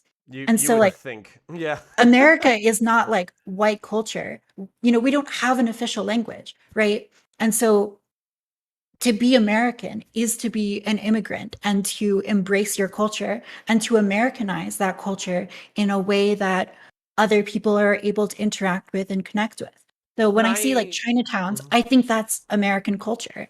Yeah, Samantha, before you interject, I think that's what's important though, is we have to identify what makes an American and what the important civic virtues are that are necessary to pass on to the next generation. So for instance, like, I think we should have one language. I know we don't technically have like a law about that, but I think we should, pick one language. When it comes to civic virtue, I do think constitutionalism, like learning about the American Constitution, why did we set it up this way? What makes this government work? What makes our society work? Tolerance of the other, freedom of conscience, freedom of speech, right to assembly, the right to self-defense, limited government. I think these are all important civic virtues to teach every American as important. If they reject them once they leave high school and they become fucking Marxist, fucking, Leninist, that sucks. But at least they had an opportunity to learn when they were younger why their society works the way that it works. And so the reason why I want that is because leftists attack what I view as fundamental concepts that make me identify with other Americans. When they say we don't need a unifying language, I'm like, oh, so I'm just supposed to walk around and every language is going to be treated the fucking same, so I have to be like trilingual in order to live in the society that I was born in? That sucks. The fucking freedom of speech or freedom of conscience isn't as important as you think it is. Yeah, the fuck it is, because basically that's what's preventing the government from coming in and kicking your fucking teeth in for having dog shit ideas right now. It's super important. Look at the rest of the world. It's crazy important. The right to self-defense, even up into including the government, I'm very passionate about that. And limited government, meaning the government follows the own rules that it creates. These are all important social institutions that could go away at any fucking moment. Literally at any moment, any of these like social norms or cultural norms could disappear. They are a fluke of history. They are not the norm. So like identifying them, communicating them, and perpetuating them is incredibly important. And when leftists attack those ideas, I get like violently defensive because I have no idea what ties us all together if those things disappear. It's not race. It's not how many kids we fucking have. Osiris over here has 7 fucking kids and he's black. Like, he's going to start calling me cracker the second that we start abolishing the Constitution. Like, we can't have that also shit. Have like 5 grandchildren who are white, black, Mexican. They're all the things. So I want Osiris to be the future, and I don't want to go back to a world where I have to be a piece of shit to him and he has to be a piece of shit to me over immutable characteristics. I want us to have 3 or 4 core values that we share, and that's enough for us to live in a civil society peaceably. But to add to that, and I agree with everything you just said. I also believe that we should, even though that like say we should have one unofficial official language. I think people should value their culture in America. This is what makes America fucking fantastic. You can go to places where there's Mexicans, Puerto Ricans, Chinese, Haitians, Jamaicans, Germans, Italians, like all over the fucking place in the country, and just within this whole country, you can experience most of the world. At least in far as the term as people go. I want the Italians to protect their culture and integrate that into the American fabric. Because this dude, is the then reason you why need to we stop are what fucking we are. everybody, dude. Like, you can't be fucking everybody and turning them into like fucking mixed, like light brown fucking babies and expect them to retain their culture, dude. Like, what the fuck? Hey, look, I And didn't I say think we all can all find common ground with counterpoints on this one. Like, there are fundamental virtues and values that should be taught to all Americans and should be like expectations for integrating into civil society, right? Like, there does need to be like a baseline. And I think it's fine if like you practice your culture. And in fact, I think it's, that is what America's founded on, is the ability to have like many cultures that interact with each other, peaceably. But the key word here is peaceably. And that's an American virtue, to have that, freedom of speech and, the freedom to interact with people, but also to synthesize ideas and to come together ultimately. Can I do a slight racist? I want to do a slight racist. Oh boy. Say no racist. You know the rules. It's I'll say no racist, but it's gonna be kind of racist. So it's not even gonna be racist. It's gonna be like slightly bigoted. So I think the reason why, even if it's not articulated well by Americans, the reason why like jihadist terrorism, right? the reason why that is such a fucking hot button, for Americans in particular, is number one, it's terrifying. Just getting fucking murdered randomly. That sucks. But we deal with mass shooters, right? And we kind of treat that like it's a fucking weather event. The reason why jihadism is so terrifying is because it goes against all of our social norms. It literally says you are not allowed to have the freedom of speech or freedom of conscience. If you express something critical of my religion, I'll fucking kill you. It doesn't mean that it goes against having the right to self-defense, because the right to self-defense that is supposed to be a defensive action where you're supposed to only react if somebody is threatening your life and limb is now an offensive action. So something that's supposed to be good for our society is being weaponized into something that's bad. And then when it comes to, basically like the limited government or whatever, a lot of these people are, theocrats, which means that they don't believe in limited government. They don't believe in the separation of church and state. They don't believe that there should be limits to power. So that's kind of where, for me, jihadist terrorism in particular, it's like a giant goddamn middle finger to everything this country stands for. And I think that's why people have such a visceral reaction to it and why they're fucking terrified. Sorry, final point, slight racist. So fucking Dr. Heemed, I love him. I love him. I think he's a great dude. But he posted a meme where he's like, as a fucking brown person or a Muslim, I terrify fucking white people the world over for no reason. It's not for no goddamn reason, buddy. It's because jihadist terrorism has fucking dominated our fucking cultural narrative for the past fucking 2 decades. He is a beautiful soul. I want to have dinner with him. He's a nice guy. And like, I'm not impugning Islam individually for these problems, but fuck me. Like, can we acknowledge that like that is a middle finger to everything this country stands for? I think as long as you're like focusing on the ideology itself and not the skin color of the people practicing it. Yeah. Because like Muslims are incredibly diverse. I think that's fine. Because like we do need to acknowledge that there are like values and cultures that are fundamentally incompatible if taken to their, natural logical conclusions. Like a culture that stones gay people to death is like fundamentally incompatible with the broader American culture. Like you can't come to America and do that. So if that's something that you believe in, part of being in America is being able to, seriously give that up.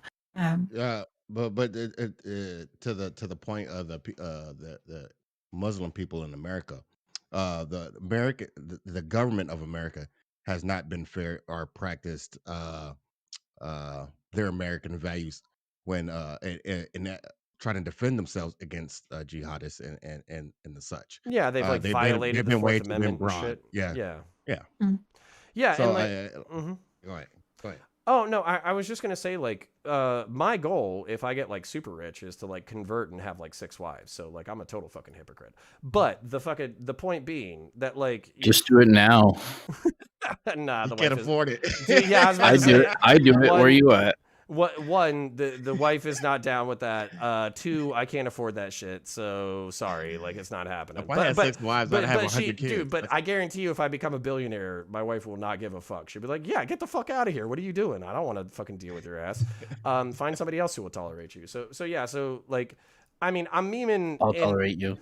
And that's kind of my point. Is like, I think that there are versions of everything that's compatible with Americanism. I think when I was younger, I fell into like the propagandistic trap that anybody who's like Muslim is like and believes in like theocracy is like just fundamentally incompatible with America in this, that, the other. Like I think I just bought into that at the time because I was less informed. But at the same time, what I would say is that like those 3 things that I identified, like right to freedom of speech and freedom of conscience and the right to self-defense and all that kind of shit, like you have to, like it's not an option. And that's where I get fucking pissy with leftists when they're like, no, you don't need any coherent culture. We're all just human beings. Just fucking do it. It's like, nah, like I'm not interested in like you said, like basically being not only being homophobic, but being violently homophobic, right? You see a homosexual person and you literally want to physically injure them just because of their existence. That's not a tolerable thing. So if you have to be intolerant to the intolerance to create a tolerant society, then I'm okay with that. And leftists don't seem to want to deal with that fact.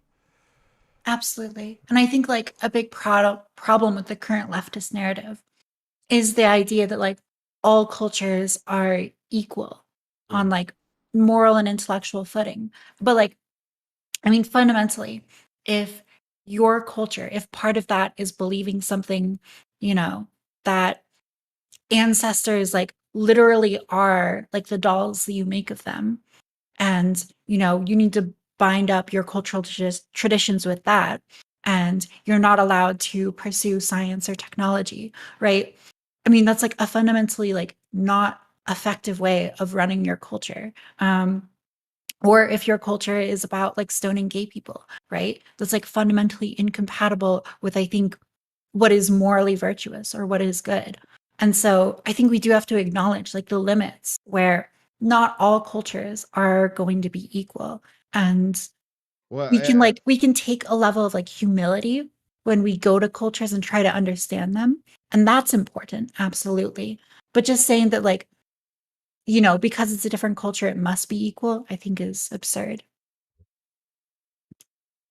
Well, if nobody wants to butt in on that, yeah, and that's my concern is like so I don't want the reason why I want like liberalism to be supreme as a hegemon is because I think it's an ideology that can be tolerant of sub ideologies as long as those sub ideologies are in and of themselves tolerant.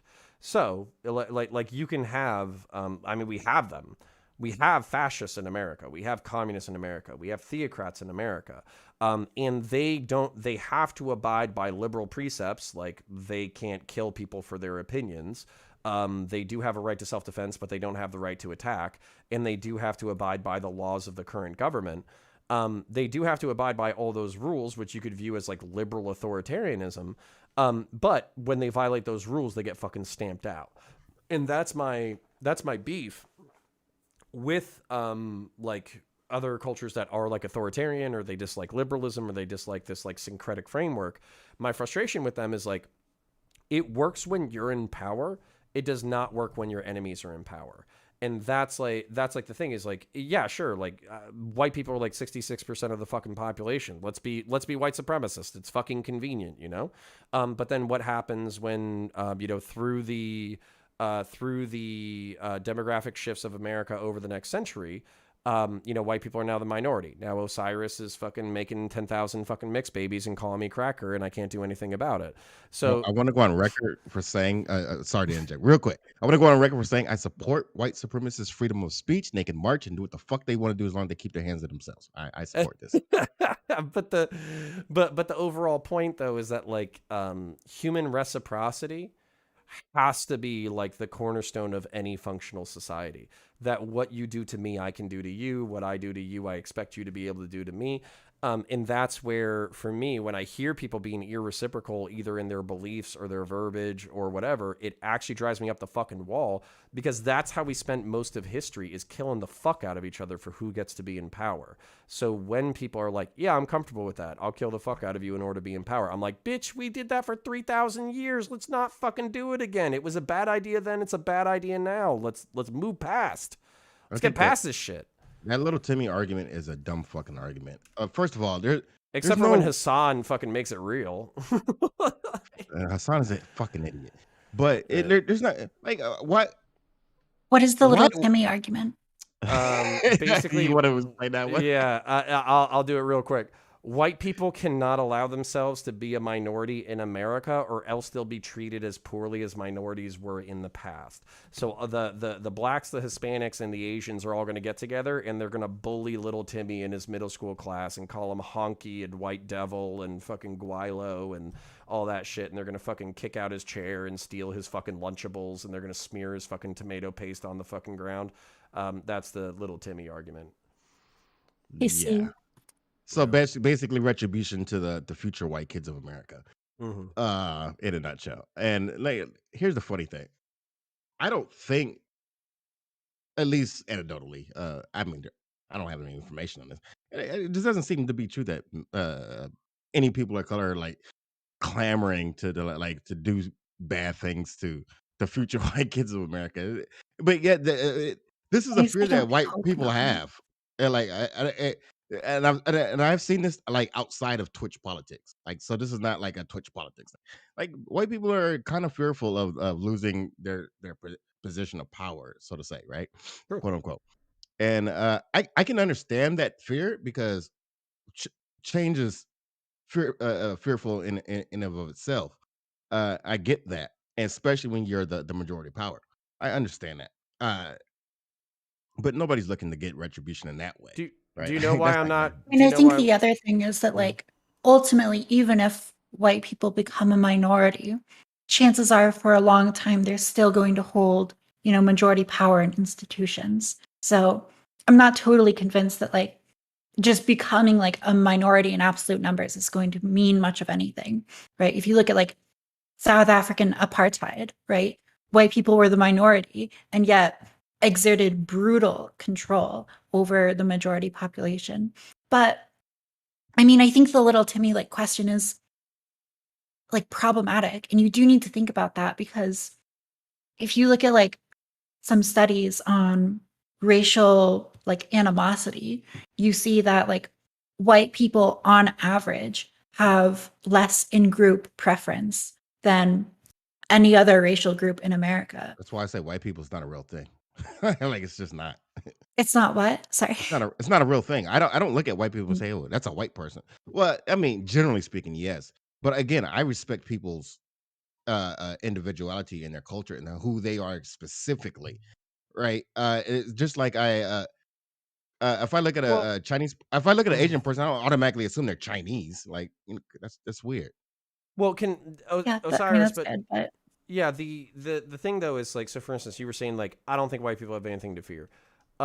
So, but I can see, particularly if you're going with like internet stories, there was that kidnapping like a few years ago of like a mentally disabled person, where they like tortured him for like 12 fucking hours, and like it was called the BLM kidnapping. You can look it up. It had nothing. It didn't have anything to do with Black Lives Matter, but it was like a couple of black teenagers basically torturing a mentally I disabled think I heard of kid. this. Yeah, and calling him fucking honky and cracker and this, that, the other, Yeah. and fuck you, white boy, and blah, blah, blah.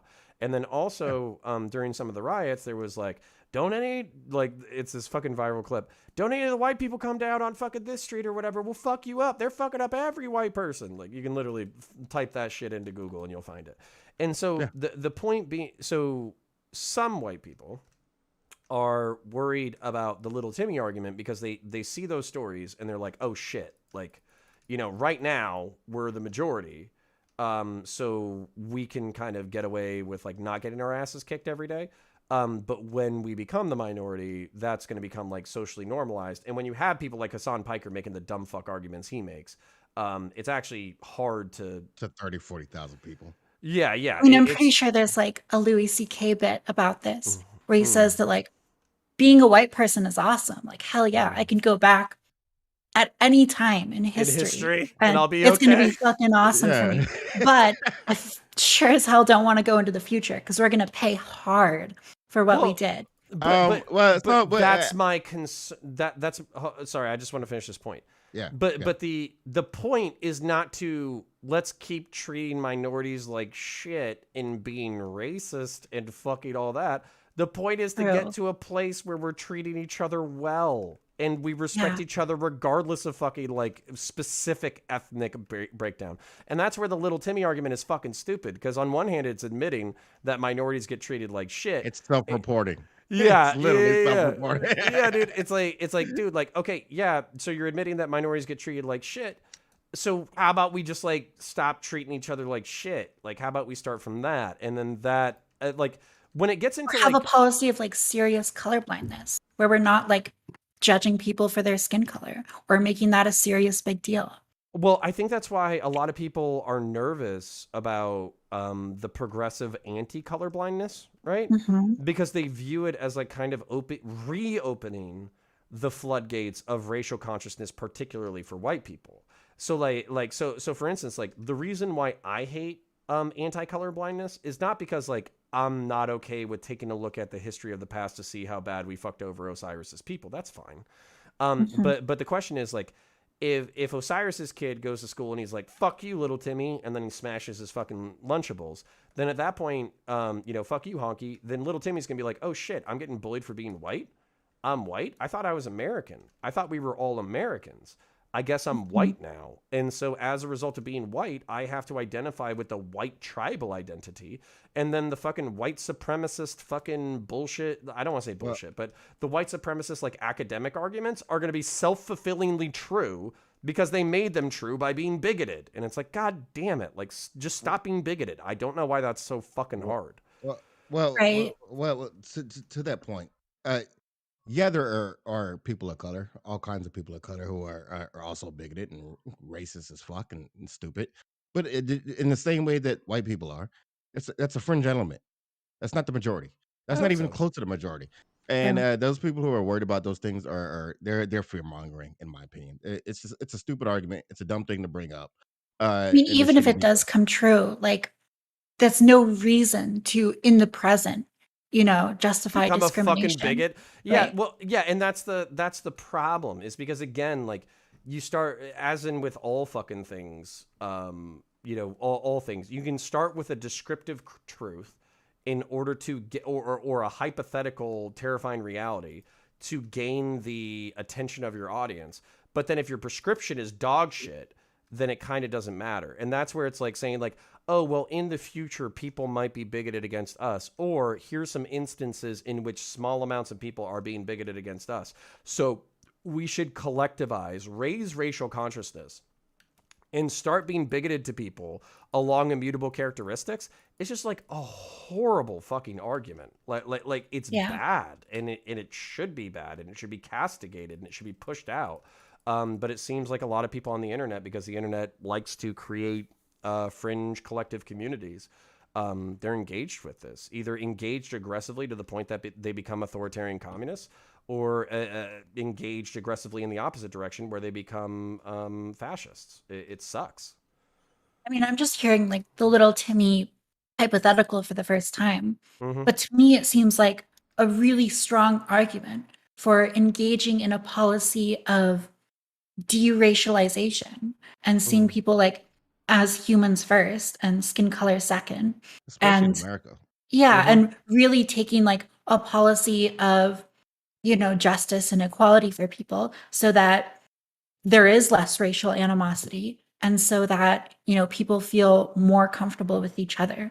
So yeah, but that's why that's why everybody's so horrified by what leftists are doing, because like the liberals for a really long time were the proponents of like the race blind, let's get rid of the immutable characteristics analysis, let's fucking just treat each other as human beings, and if you're a good person, you're a good person.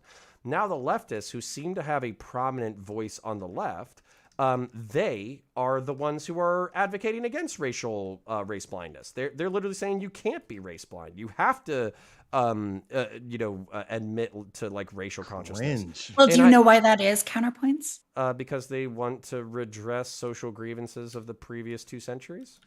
Yeah, absolutely. It's because of this like idea about equity that is attached itself to academia, where people like Ibram X. Kendi are saying that any policy that doesn't explicitly favor Black people is racist. And the only thing that's going to be anti-racist is if you actively favor minority groups, if you actively have policies like affirmative action.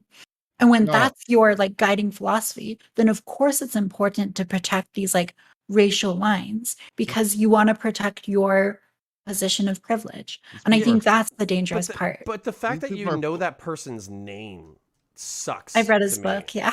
That sucks to me, because that means he's popular enough to be known. No, he gets paid like tens of thousands of dollars to speak at colleges. Like at Cornell, if you go into like the Cornell like library system, I don't their digital think library. any Black person, any Chinese person, any Mexican person, any other person wants to be recognized for their race. They just want to be recognized just for being people. That's it. We don't want to be recognized for our race.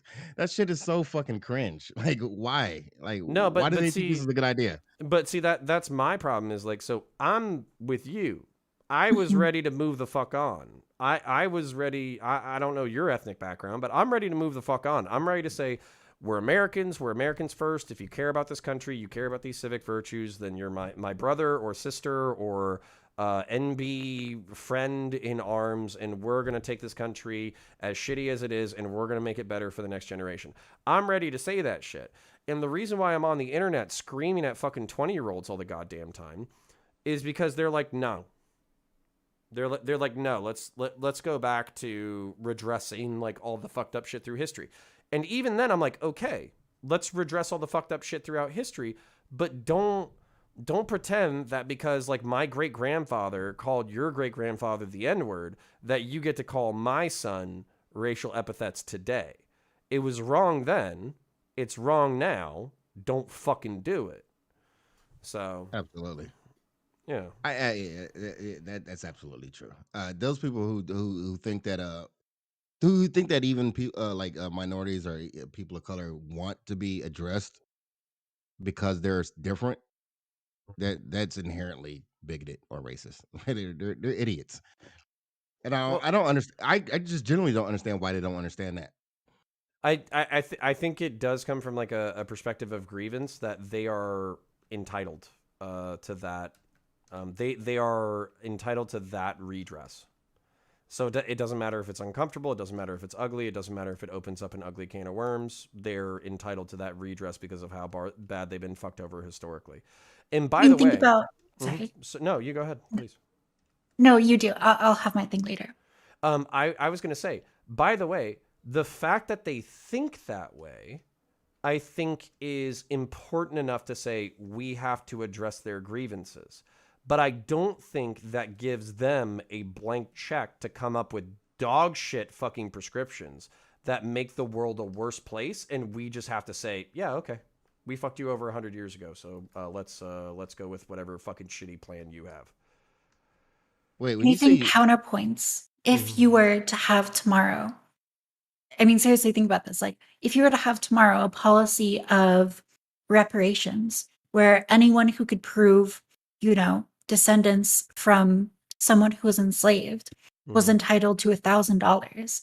Do you think do you think then after that, the Ibram X. Kendis of the world would say, okay, we're good. We can end this. It's fine. No. Because I don't think so. I think it would just, No. I think they'd be indignant. I think they would say, $1,000, you're trying to buy us off. Right. So I think that But here's the thing. I'm good with giving them all like 50 grand or like 100 grand as long as they sign like a fucking document that says I will shut the fuck up. No. Money is not. Money is not gonna. Money is just not the answer here. What the? I'm not saying it's an answer. I'm saying if they shut the fuck up, that I would buy their silence. Maybe the individual, but I think the answer here is America needs to address the problem. Diplomatically, on a human level. Like there needs to be an apology, a formal apology. Right. This is what we did with Japan. Actually, I think. The Japanese people who got interred and shit. Yeah, we gave them a formal apology because that's important to their culture, specifically. But even here, I think a formal apology, an addressment to it, and then then some action where it some real action to where it actually makes sense, like maybe better education in schools about what happened. Universal high quality education. Yes, that type of access stuff. to secondary education, access to This loans will for make housing. this will heal. Yes, exactly. These policy issues and these ideas would actually be much more beneficial towards healing the country racially than anything that they could do. And you could even make that policy race blind, by the way, like universal high quality early education and education in general, and access to like financing for housing, kind of similar to the GI Bill.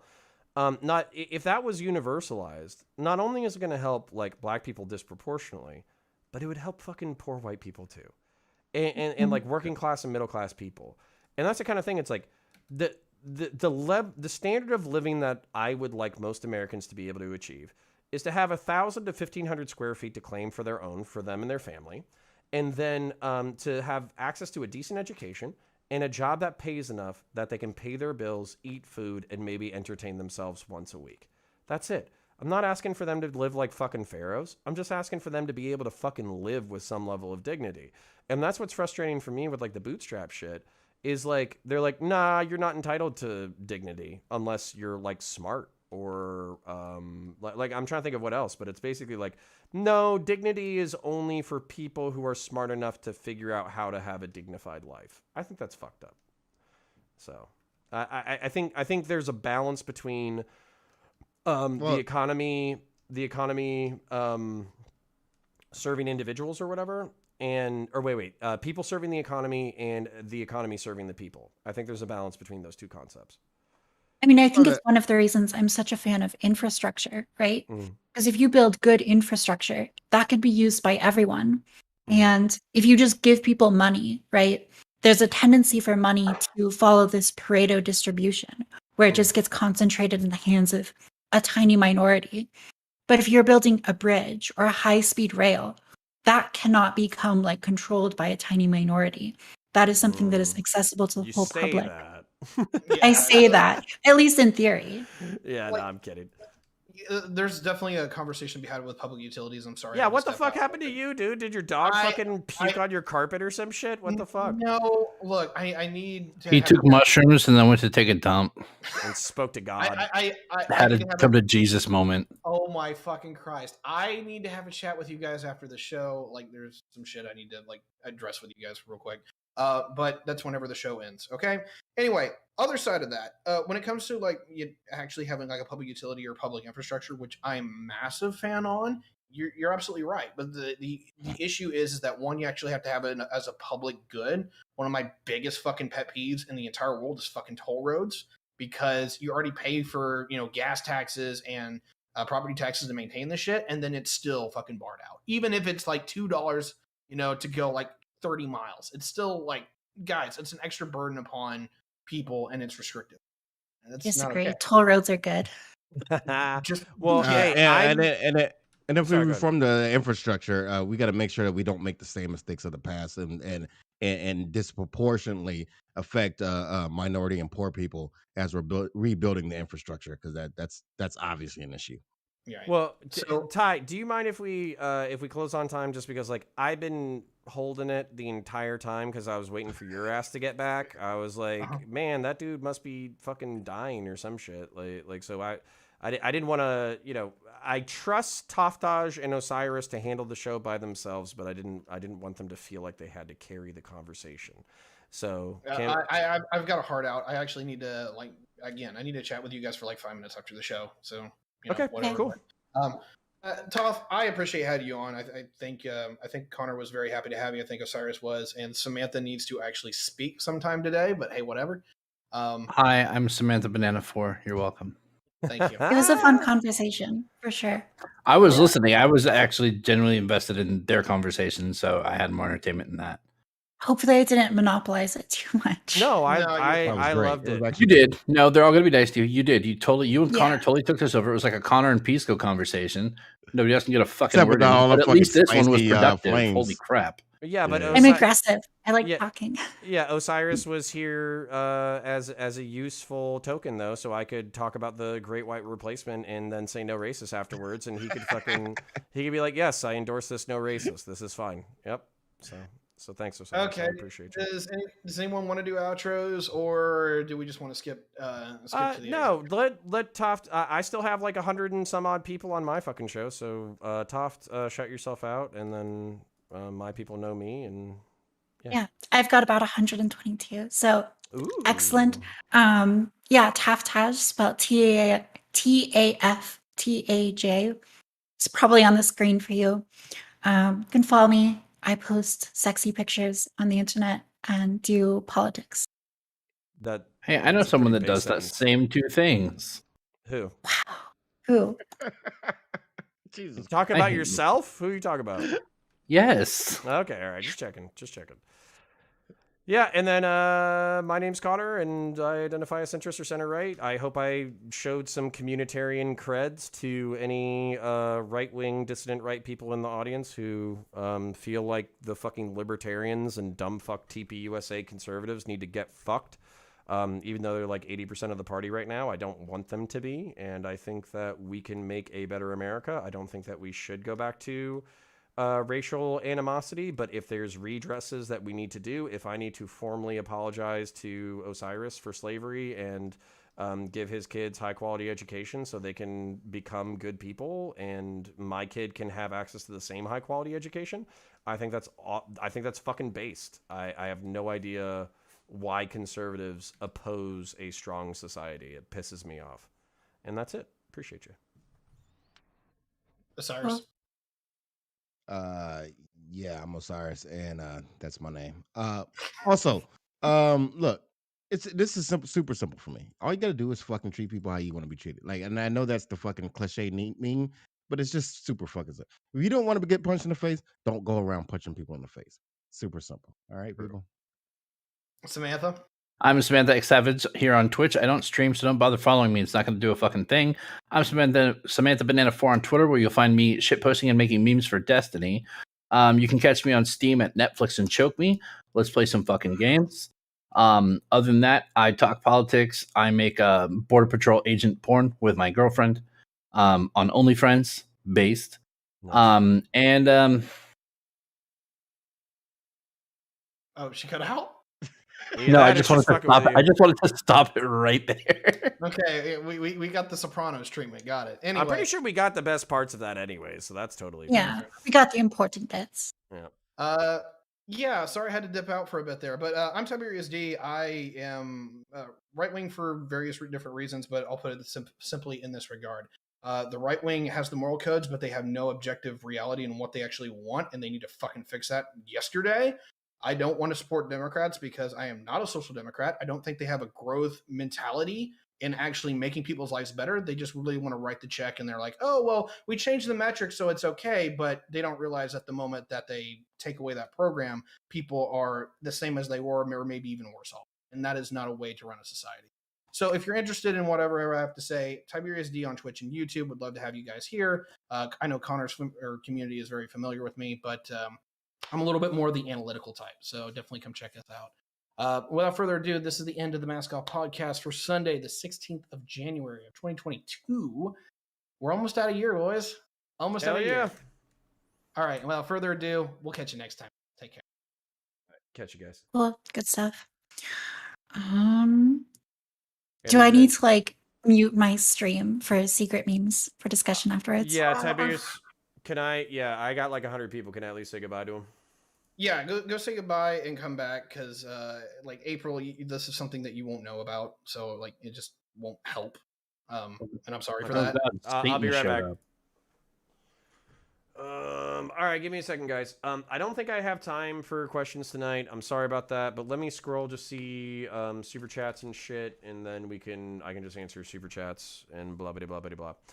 Does Taftaj have a Twitch channel? I don't know. Just go find her on YouTube and Twitter. I'm sure on Twitter she would have all her shit linked.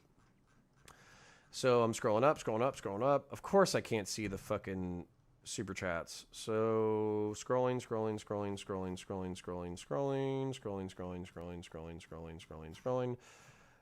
Sorry guys, I can't find it. Let me go to Stream Elements real quick because I want to make sure that the people who actually did donate get a little bit of recognition before we dip out. Love you guys so much. Thank you for being here. Thank you to the... Oh my god. Are you serious? Twitch, are you fucking kidding me right now? Did somebody raid us or some shit? Holy shit, 90 people on fucking Twitch. That is where it's at. Thank you, you fucking sluts, for being here. That is amazing. 90 people on fucking Twitch. That is incredible. I don't know what algorithmically fucking happened, but thank you for coming over. So, thank you to David Haldane for becoming a member on YouTube. Thank you to Apistivist, Johnny Bui, Mark Barron, and Ryan Stock for subscribing to the YouTube channel today. I know that doesn't give us any money, but having you around is very helpful. Zen Master Meme, thank you for the 99-cent super chat. It's not giving me any text here, but thank you for the money. Week in jail sent $5. Vosh, cuck or gaslighting his girlfriend, or both? What do you think? Lol. Thanks, buddy. And everyone knows Pachycephalosaurus was a fascist dinosaur. No, don't tell that to my son. Pachycephalosaurus is one of his favorites. Yes, this is what happens in chat right now. Laugh my ass off. I was sick, but back to work. Thank you for doing Aliens in the Future. Remember, special edition. That's a very good one. Week in jail. We are knocking out Fury at a clip. We will be done very soon, probably 2 or 3 more episodes, and then we'll be doing Aliens per your special request. Sincerely appreciate you being here, and thank you for the donations as well. To everybody thank you to the 84 people. I don't know if we got a raid or something, but thank you to the 84 people for showing up in Twitch chat. That's our highest show yet. Basically do come on to your next show. If you ask me a question, I don't have time. I got to go talk to Tiberius. But if you do have a question that I missed tonight, feel free to catch us on Fridays, 11 p.m. to 1 a.m. We do the show Clout with Counterpoints, where I catch up on drama. I will read your chats on that evening. And even if you haven't given any money, if you have a question, then go ahead and ask it on that evening. I will answer it. And then also check out our media reactions. We do media reactions. So we're doing Fury right now. So we're breaking down a World War II tank movie. We're doing Angels of Death series, which is our Warhammer series. I do a rant every single week, including a self-improvement series called Foundations. But we also just do rants.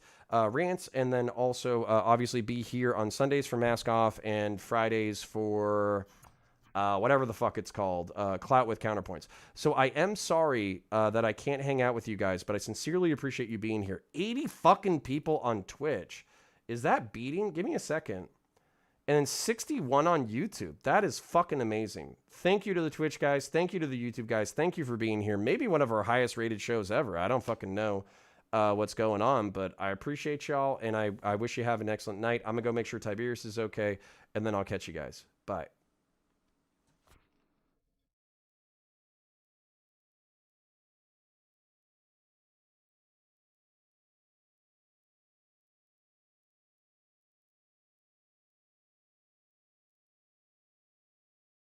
He's like, he tried covering his ass because he's like, oh, I don't know who this person. Oh, I must know them from Debating Destiny or something. I'm like, you're a fucking liar. No, she did just debate Destiny. What? Yeah. Okay. Cool. Whatever. No, she's been making the rounds. No. Wait. Hold it. Hold it in. You probably like the feeling of it anyway. Like, So just...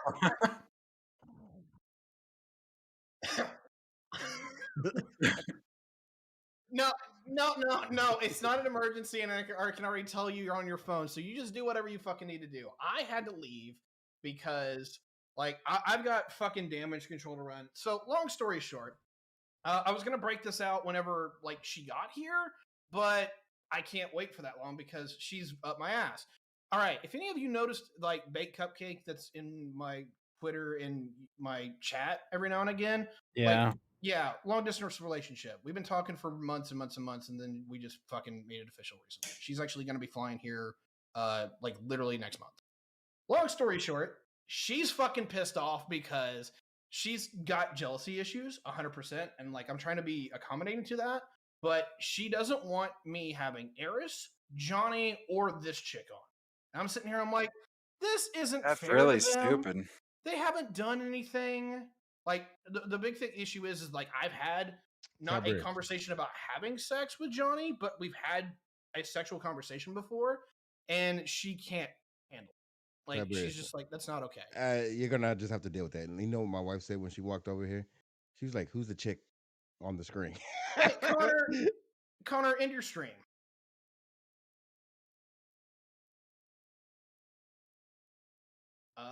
Well, supposedly somebody. Meanwhile, I'm about to show